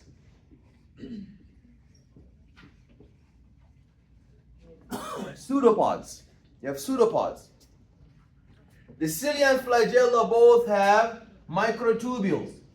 Microtubules. The cilia and flagella have microtubules. The cilia and flagella have microtubules. And the microtubules have axonemes. While the microfilaments, the microvilli, they have microfilaments, they have no cilia, they have no microtubules, they have microfilaments, and they are important for surface area increase, and that's very good for diffusion, because if you increase the surface area, you increase the diffusion. So that's very important in the intestine. And the pseudopods. The pseudopods are very important for phagocytosis, because that's how we do crawling of the immune cells. The macrophages, they crawl into the infectious organism. They crawl into the infectious organism. So these are extracellular extensions. So on the exam I can ask you, which of the following is not an extracellular extension? Cilia, flagella, microvilli, pseudopods, and mitochondria. You know the mitochondria is inside the cell. Okay. Then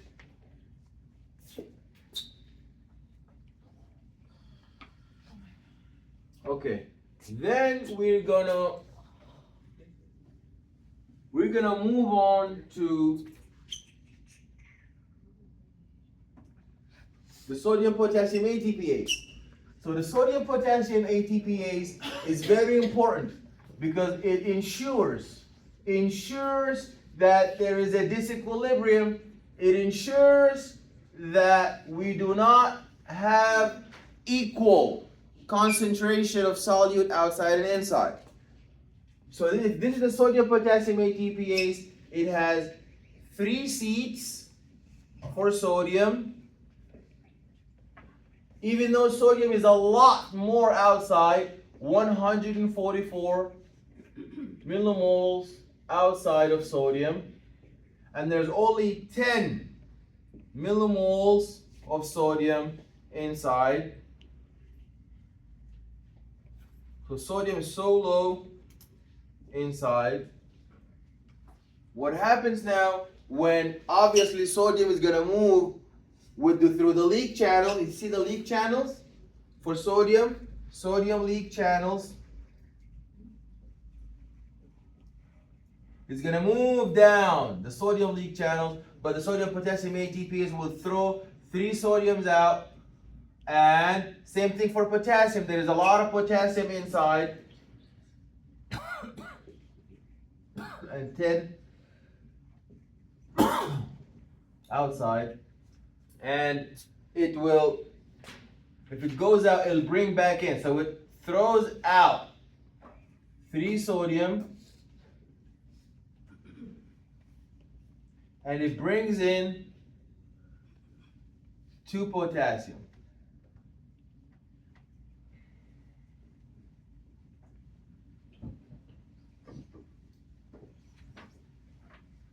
Brings out 3 sodium and brings in 2 potassium. So why does it do that? Because if it wasn't there, and by the way, don't forget, it uses ATP, chemical energy. It hydrolyzes ATP to ADP. So it can do that job. It needs to get paid. So it's working in the opposite direction. It's pushing in the opposite direction.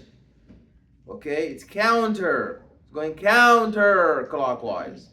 Okay, it's going uphill gradient, not downhill. So why does it do that? Because if it wasn't there, and that's what happens when you get bitten by a cobra. When the snake venom gets in your body, it will destroy the sodium potassium ATPase, and then all the sodium is gonna leak through the inside. It's like these are like the police. They send it right back outside. But now they're not there, then you will have equal from between outside and inside. They will be equal.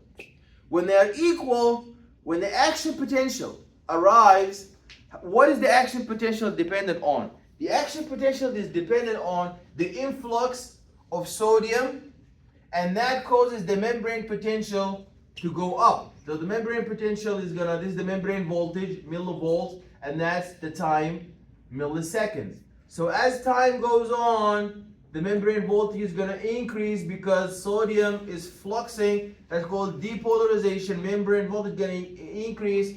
Then potassium is going to leak out to cause so this is called depolarization. Depolarization is when sodium flux in, when there is influx of sodium. When there's influx of sodium, there is depolarization, and then the millivoltage goes up. When sodium flows in, the millivoltage goes up. When potassium goes out, the millivoltage goes down. And that's how we go up and down, up and down. That's how we make the action potential. When we go up and down. Up because the voltage for sodium went up, causing the membrane potential to increase.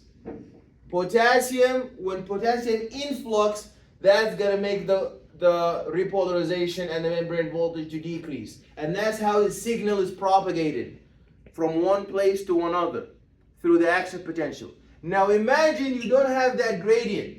The action potential will say, sodium, influx from outside to inside so I can have the membrane voltage go up. Sodium will say I can't because we're even.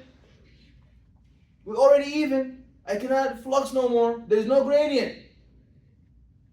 It will say potassium, flux out, so the membrane voltage can go down. Potassium will say I can't because we're even. Sodium potassium did not send me back. So sodium potassium ensures there is a gradient. So when the action potential comes, so if you slap your right hand, the action potential is happening on the right hand, but nothing on the left because you didn't touch the left. So the action potential happens. We're going to talk more and more about it. Don't worry, you're going to understand it. But you just need to know that it is thanks to God, but because God, He put the sodium potassium ATPase there, and the sodium potassium ATPase ensures that there is gradient. So now you're ready for action potential. Flux in, no problem. They run in because already there's a lot outside, little inside. Influx out, run out from a lot of inside to outside. But when you're dead, they're even. When the snake bites you, they're even. So now the action potential say, I want to move my arm. Action potential. No, we can't do that because we're even. There's no gradient for our movement. So the sodium potassium ATPase is very important for ensuring a disequilibrium. There is no gradient. Okay? That's the sodium potassium ATPase. Okay, now we talked about the enzymes. Enzymes, you need to understand really well that the enzymes are known as biocatalysts. The enzymes are biological catalysts. Not every single enzyme out there catalyzes a biological reaction. Some enzymes, they catalyze some reaction that has nothing to do with biology, some chemical catalyst. Even the politician, the congressman say, I was a catalyst for change and the freedom of something. So catalyst means you accelerate the rate of something, of some reaction. Okay? But we're talking about biocatalysts because we're studying biology and biochemistry. So enzymes are biocatalysts that speed up the chemical reaction. How do they speed up the chemical reaction? So you should be able to reproduce this graph. The graph on the y-axis, it has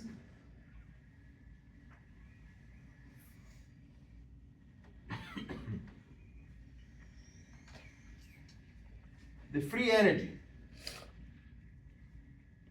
It has the free energy. It has GIBS, free energy, delta G. And here on the x-axis, you're gonna have the time.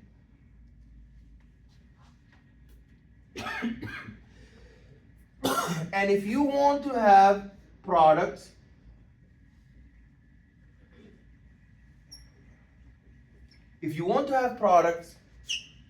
from reactants,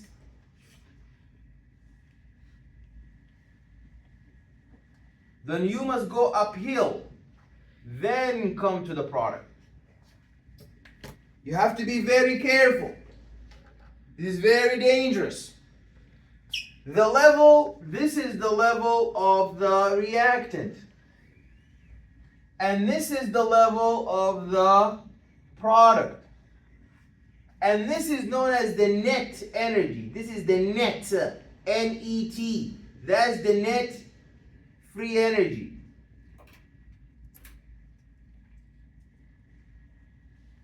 But up here, this is known as this is the saddle point. You know the saddle of the horse? The saddle point. So this is the saddle point. This saddle point is your transition state complex. Your transition state complex. So if your reaction is like this, A is bonded to B and C alone, and you're supposed to end up your product, A is now with C and B is alone, That's the form of an exchange reaction. In your transition state saddle point, you can have something that looks like that. A is weakly bound to B, weakly bound to C. So you're not a reactant, but you're not a product just yet. You are like in the middle. You're in a transition state. So the activation energy is here.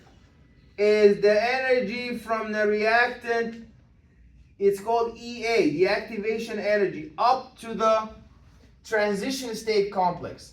So this is the activation energy.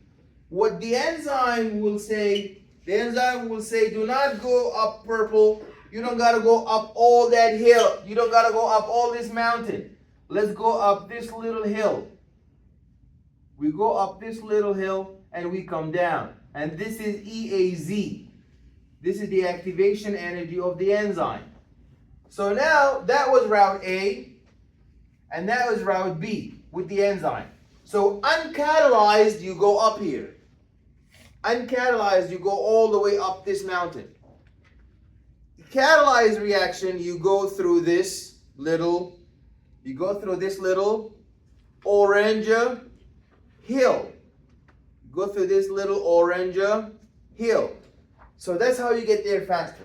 The question is, how did the enzyme speed up and catalyze the reaction? What did the enzyme do to catalyze, speed up the reaction? What did the enzyme do to speed up the reaction? It lowered the activation energy barrier that is to be surmounted to go from reactant to product. Okay? Did it change the net energy? This is very important. Did it change the net energy? Did it change the net energy that you need to? Did it change this? No. It's still the same whether you go uphill without a catalyst or down with a catalyst. You still, the free energy is unaffected. So the law is the enzyme accelerate the reaction, catalyzing it by decreasing the activation energy. Decreasing the activation energy. It does not change the net free energy. It does not get consumed in the reaction. It does not get consumed in the reaction. It does not get consumed in the reaction. Also, it does not change the reaction. It does not change. It does not change the reaction. So it's supposed to give you AB plus C. It's not going to say, instead of giving you AC plus B, I'll give you something better. I'll give you AC plus D. Okay? So it doesn't do that. It's just going to give you exactly what you need. Any questions? That's enzyme related. So now the last part that we're going to talk about, we have 20 minutes left. The last part that we're going to talk about now is the process of DNA replication, translation, and transcription. And I'll show you that video that I said is never going to make sense unless you watch a video. So let's see that.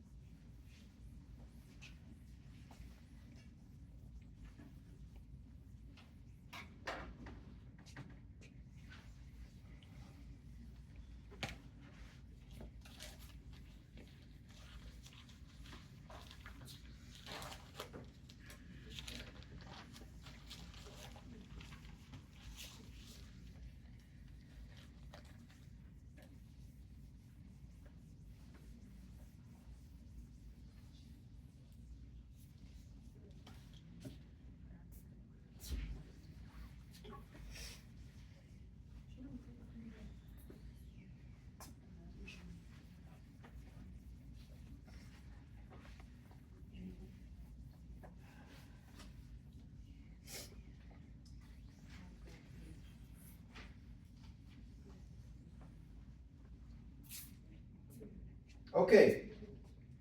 We know that the flow of information according to the central dogma of biology is known as going from DNA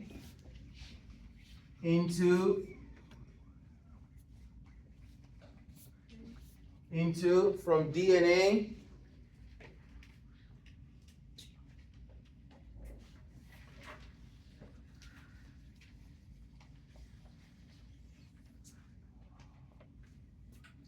when we go from DNA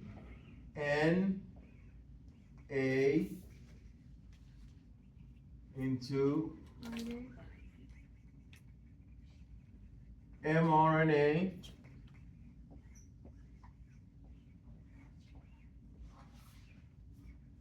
DNA, mRNA, and proteins.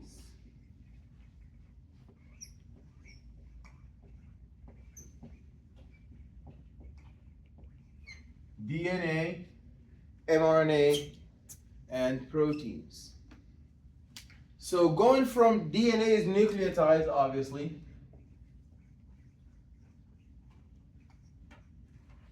And mRNA is also nucleotides. And the process here is known as transcription. And this process is known as translation. And transcription happens inside the nucleus. And translations happen in the cytoplasm. And this with the ribosomes. Okay, so let's begin with DNA to mRNA. In order to transcribe, if we want our protein, how many kinds of proteins do we get? We either get a structural protein,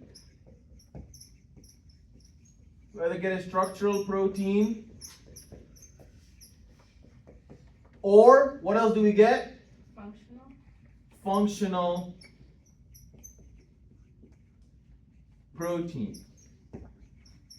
Structural protein and functional protein. Structural protein, what's an example of that? Amino acid. Oh, structural, I'm sorry. My head. Keratin. Keratin.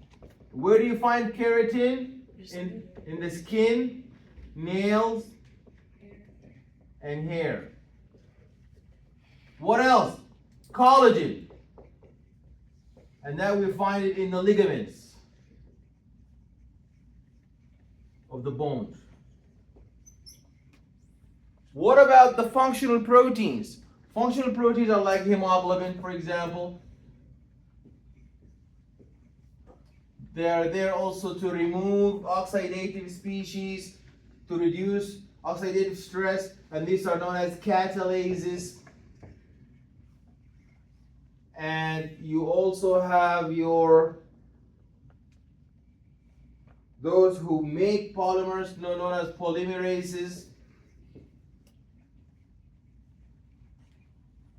So if we want to make any of these proteins, you have to go down this route. There's no other way. Who does all the structure and functional work? It is the protein. So you're never going to get a protein unless you transcribe the DNA. That's why the elderly, because their DNA is damaged, they are unable to make a lot of important proteins. That's why they get sick a lot. Because the nucleus is damaged and the DNA, much of it is destroyed. So they lose a lot of proteins. So, this is the nucleus. Now let's say we want to transcribe a certain region of the DNA. We said that the DNA is double helix and is bound like that. So if we want to transcribe mRNA, what happens is a very important enzyme known as helicase. Helicase will unwind for us the DNA like this.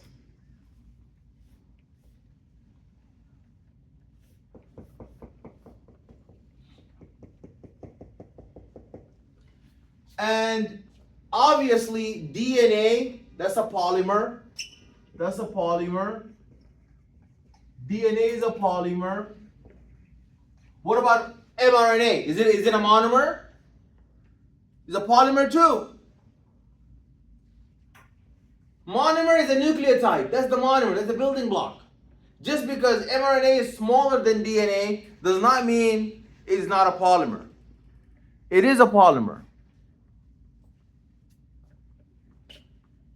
So if we need to make a polymer, what kind of enzyme do we use? If we need to make a polymer, what kind of enzyme we use? Excellent. Who said that? Very good. So we need to use a polymerase. Now what is this? So help me again. This polymerase is going to make for me mRNA. So what do you think is going to be called? RNA polymerase or DNA polymerase? RNA polymerase. Because it's polymerizing, making for me polymers of mRNA. So it's going to be RNA polymerase. Who did it depend on to give me that polymer? Who did it depend on to give me that polymer? So it's DNA dependent, RNA polymerase.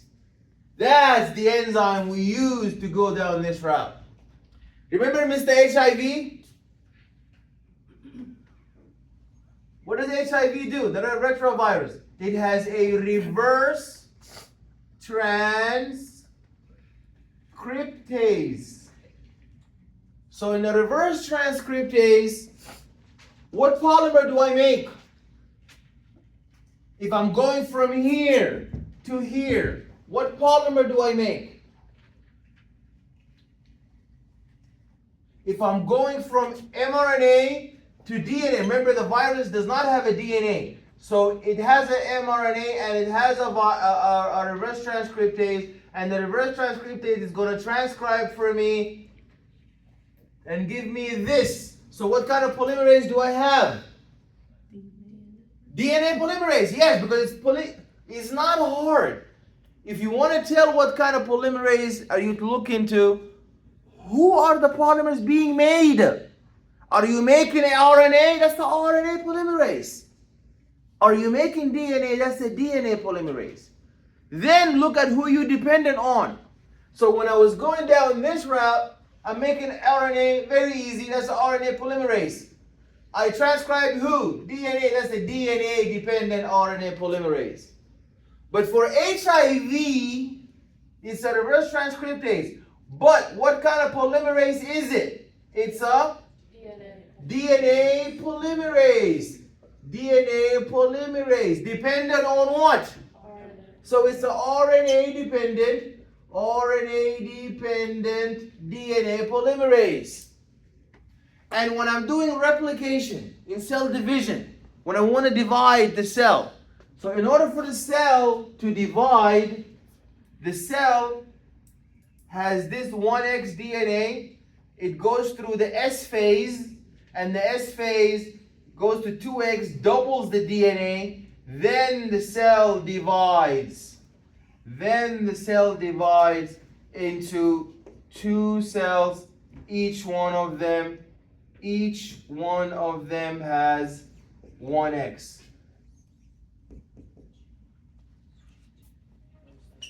So if I want to double my DNA, that's called replication. Replication. So when I replicate the DNA, I double up the DNA. So I had my DNA looking like that. I had my DNA looking like that in the 1X cell. If I want to become 2X, what am I going to do? I'm going to unwind it. I'm going to unzip it, unzip the DNA. I'm going to unzip it. Then I'm going to transcribe a complementary strand to it and a complementary strand to it. And that's going to be my 2X. So the one who is green here, yes? What is the S by the arrow? Hmm? It's From the S phase. The S phase. That's the S phase in the cell cycle. The S phase. So I doubled up. So when I doubled up, is that a polymer or no? When I transcribe the DNA to make another copy of each, is that polymerization or no? Is that polymerization or no? Yes! Yes. This green thing, is it a polymer or no? What is this green thing is? It's 2x of what? Same strand. It's a 2x of DNA. So that's a polymer. So I polymerize here. So what kind of polymer is green? So who's the enzyme? It's a polymerase, obviously, because it gave me a polymer. It gave me a polymer, complementary polymer to the DNA. So that makes it what kind of polymerase?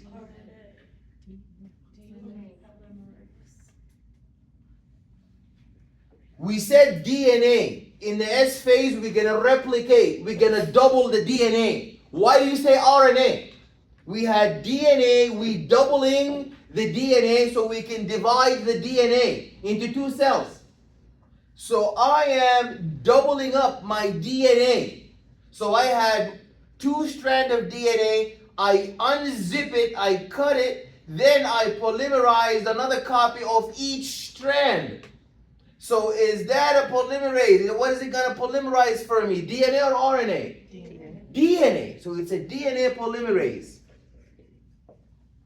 Now, what did it depend on to polymerize DNA? RNA. This green depended on who to make a DNA polymer? DNA. This is a cell division. We double the DNA. Why do you say mRNA? Why do you say RNA? This is a cell, this is replication. We are replicating DNA. We are 2x. We are doubling the DNA so we can divide. So that's my DNA.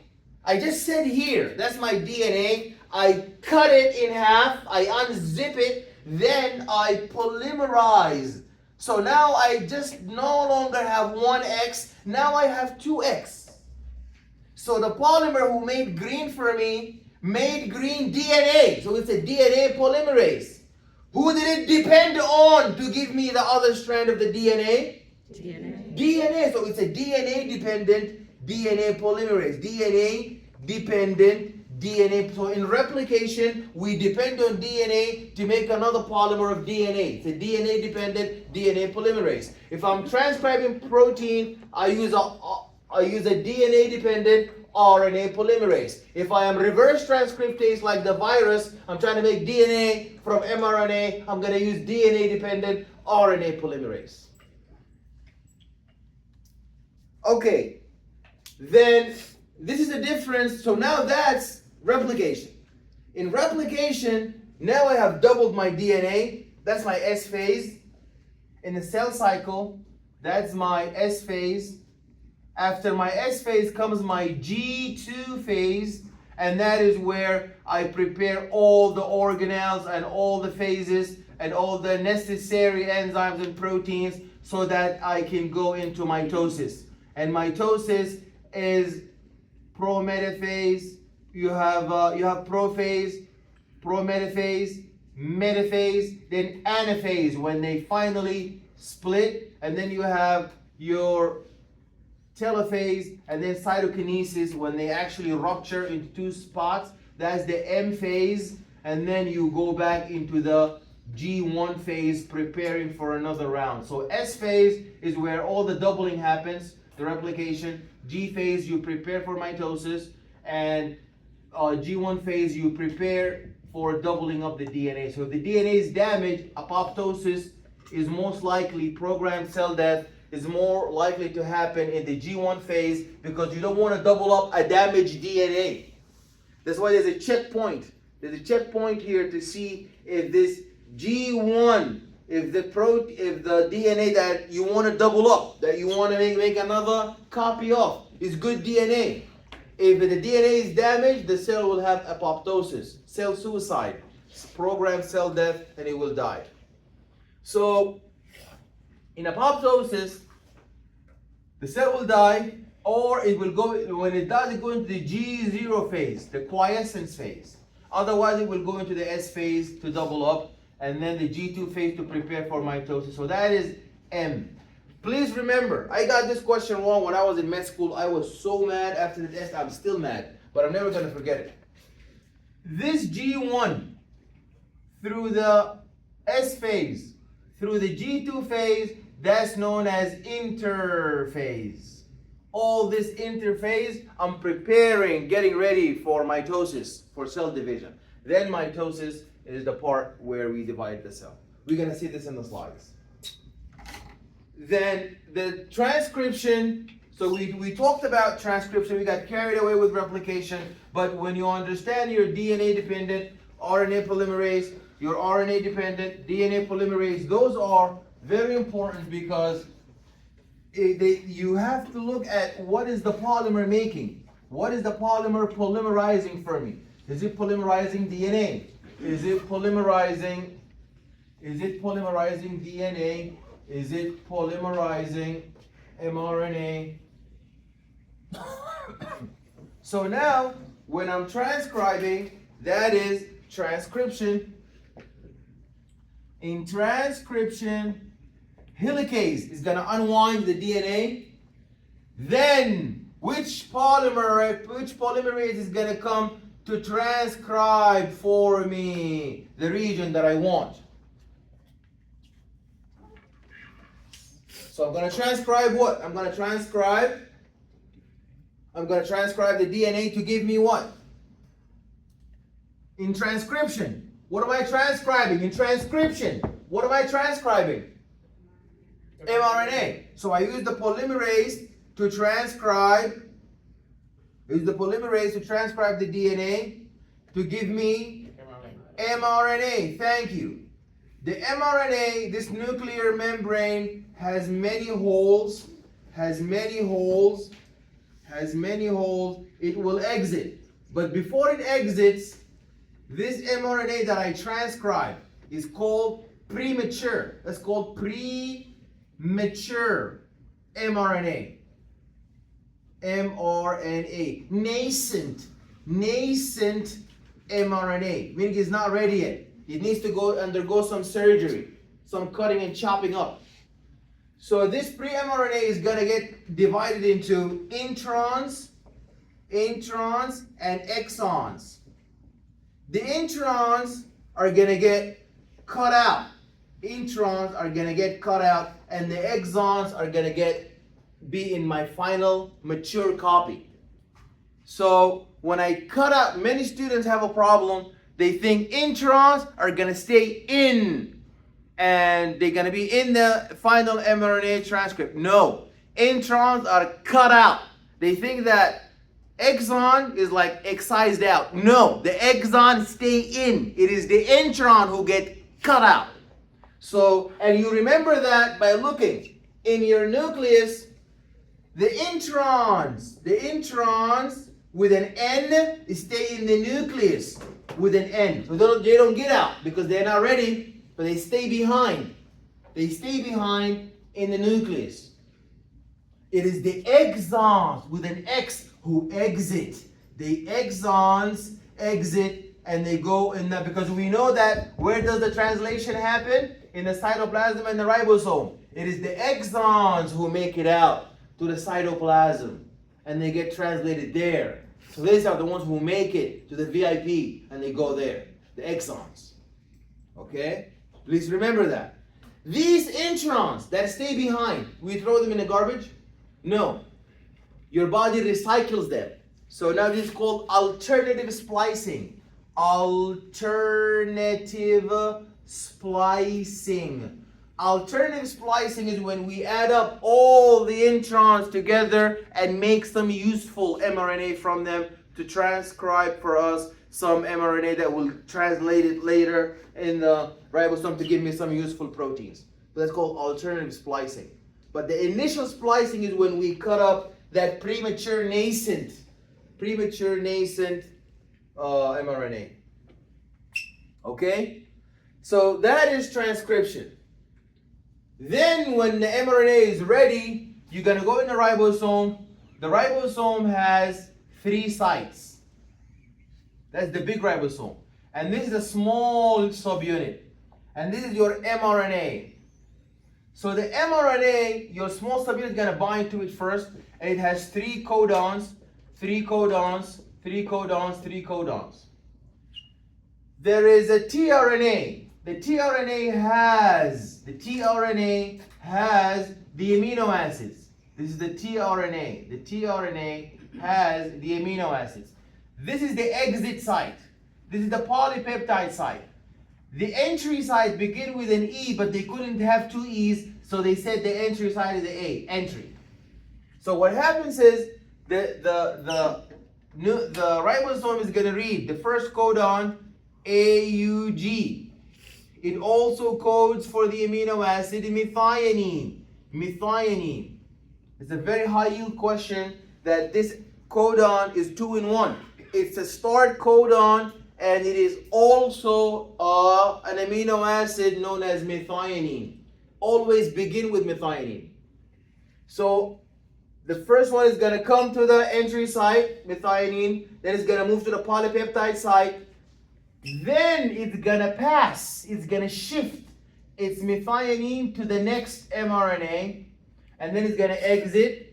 Then there will be another shift, and the next mRNA is gonna, and the next tRNA is gonna come in with its own amino acid. Then the 2 polypeptides are gonna be, the 2 amino acids are gonna be stuck together, and the more tRNAs come in, the longer and longer and longer the polypeptide is going to get, and they get all shifted from the P site into the A site until we hit a terminator, stop codon.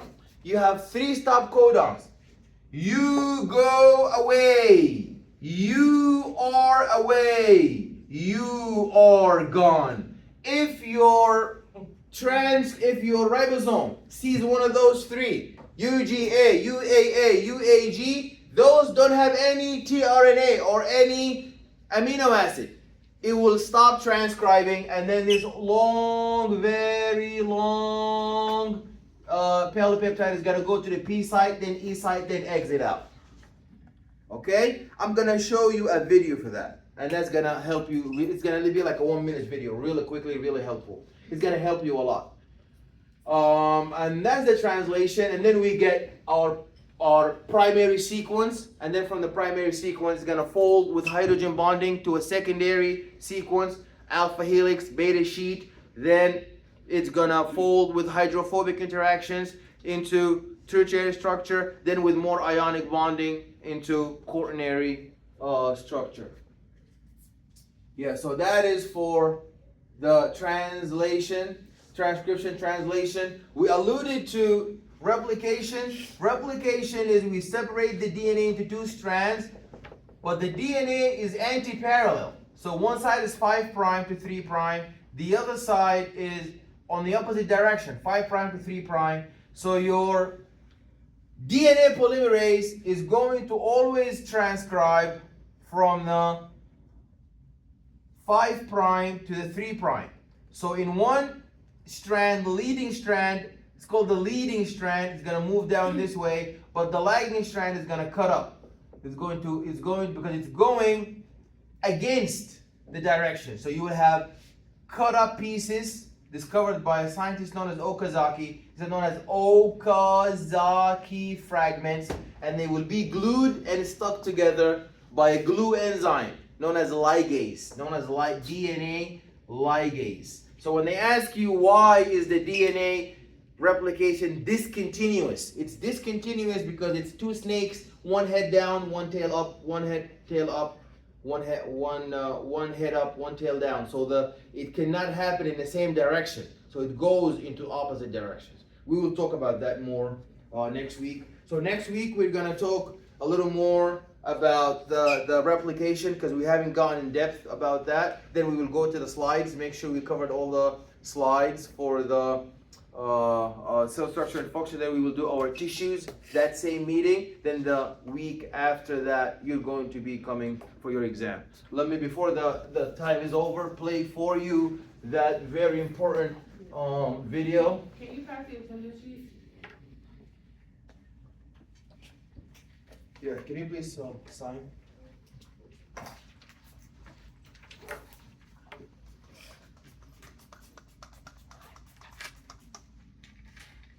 Can you pass the attendance sheet, please? Thank you. All right, you guys ready to watch the video? That video is gonna help you, and that's how you're gonna go and see the animation. And these animations are gonna help you a lot.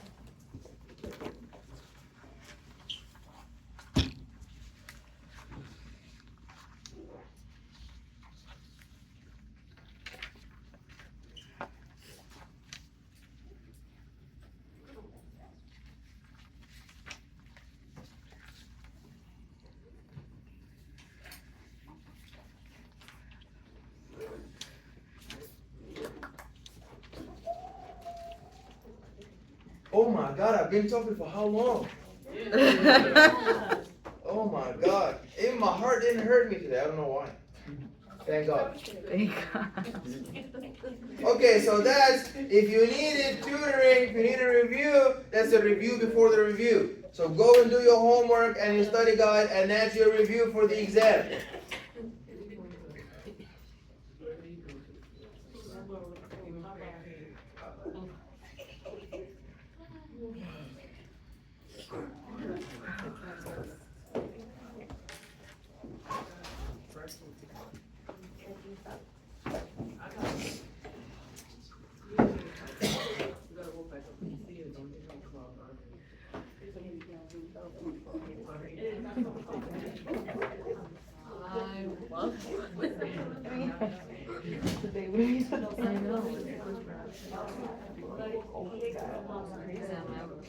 Okay, you guys ready? They call inspection throughout the school year. Paramount also has a bunch of free features, and those include the second step of translation is called elongation because our peptide is going to start getting longer. After the initiator transfer RNA attaches to the P site, the second transfer RNA, which is carrying another amino acid, settles into the A site on the ribosome. If the second codon is GCU, for example, the second transfer RNA will have an anticodon of CGA. This particular transfer RNA would be carrying the amino acid alanine. An enzyme in the large subunit of the ribosome transfers the methionine from the initiator transfer RNA to the alanine bound to the second transfer RNA. A peptide bond forms between these two amino acids, forming a dipeptide. Once this happens, the ribosome slides on to the next codon on the messenger RNA. This action shifts the initiator transfer RNA to the E site, and the second transfer RNA to the P site. Having given its amino acid to the dipeptide, the initiator transfer RNA will exit the ribosome and seek out another methionine in the cytosol. The next transfer RNA will settle into the A site.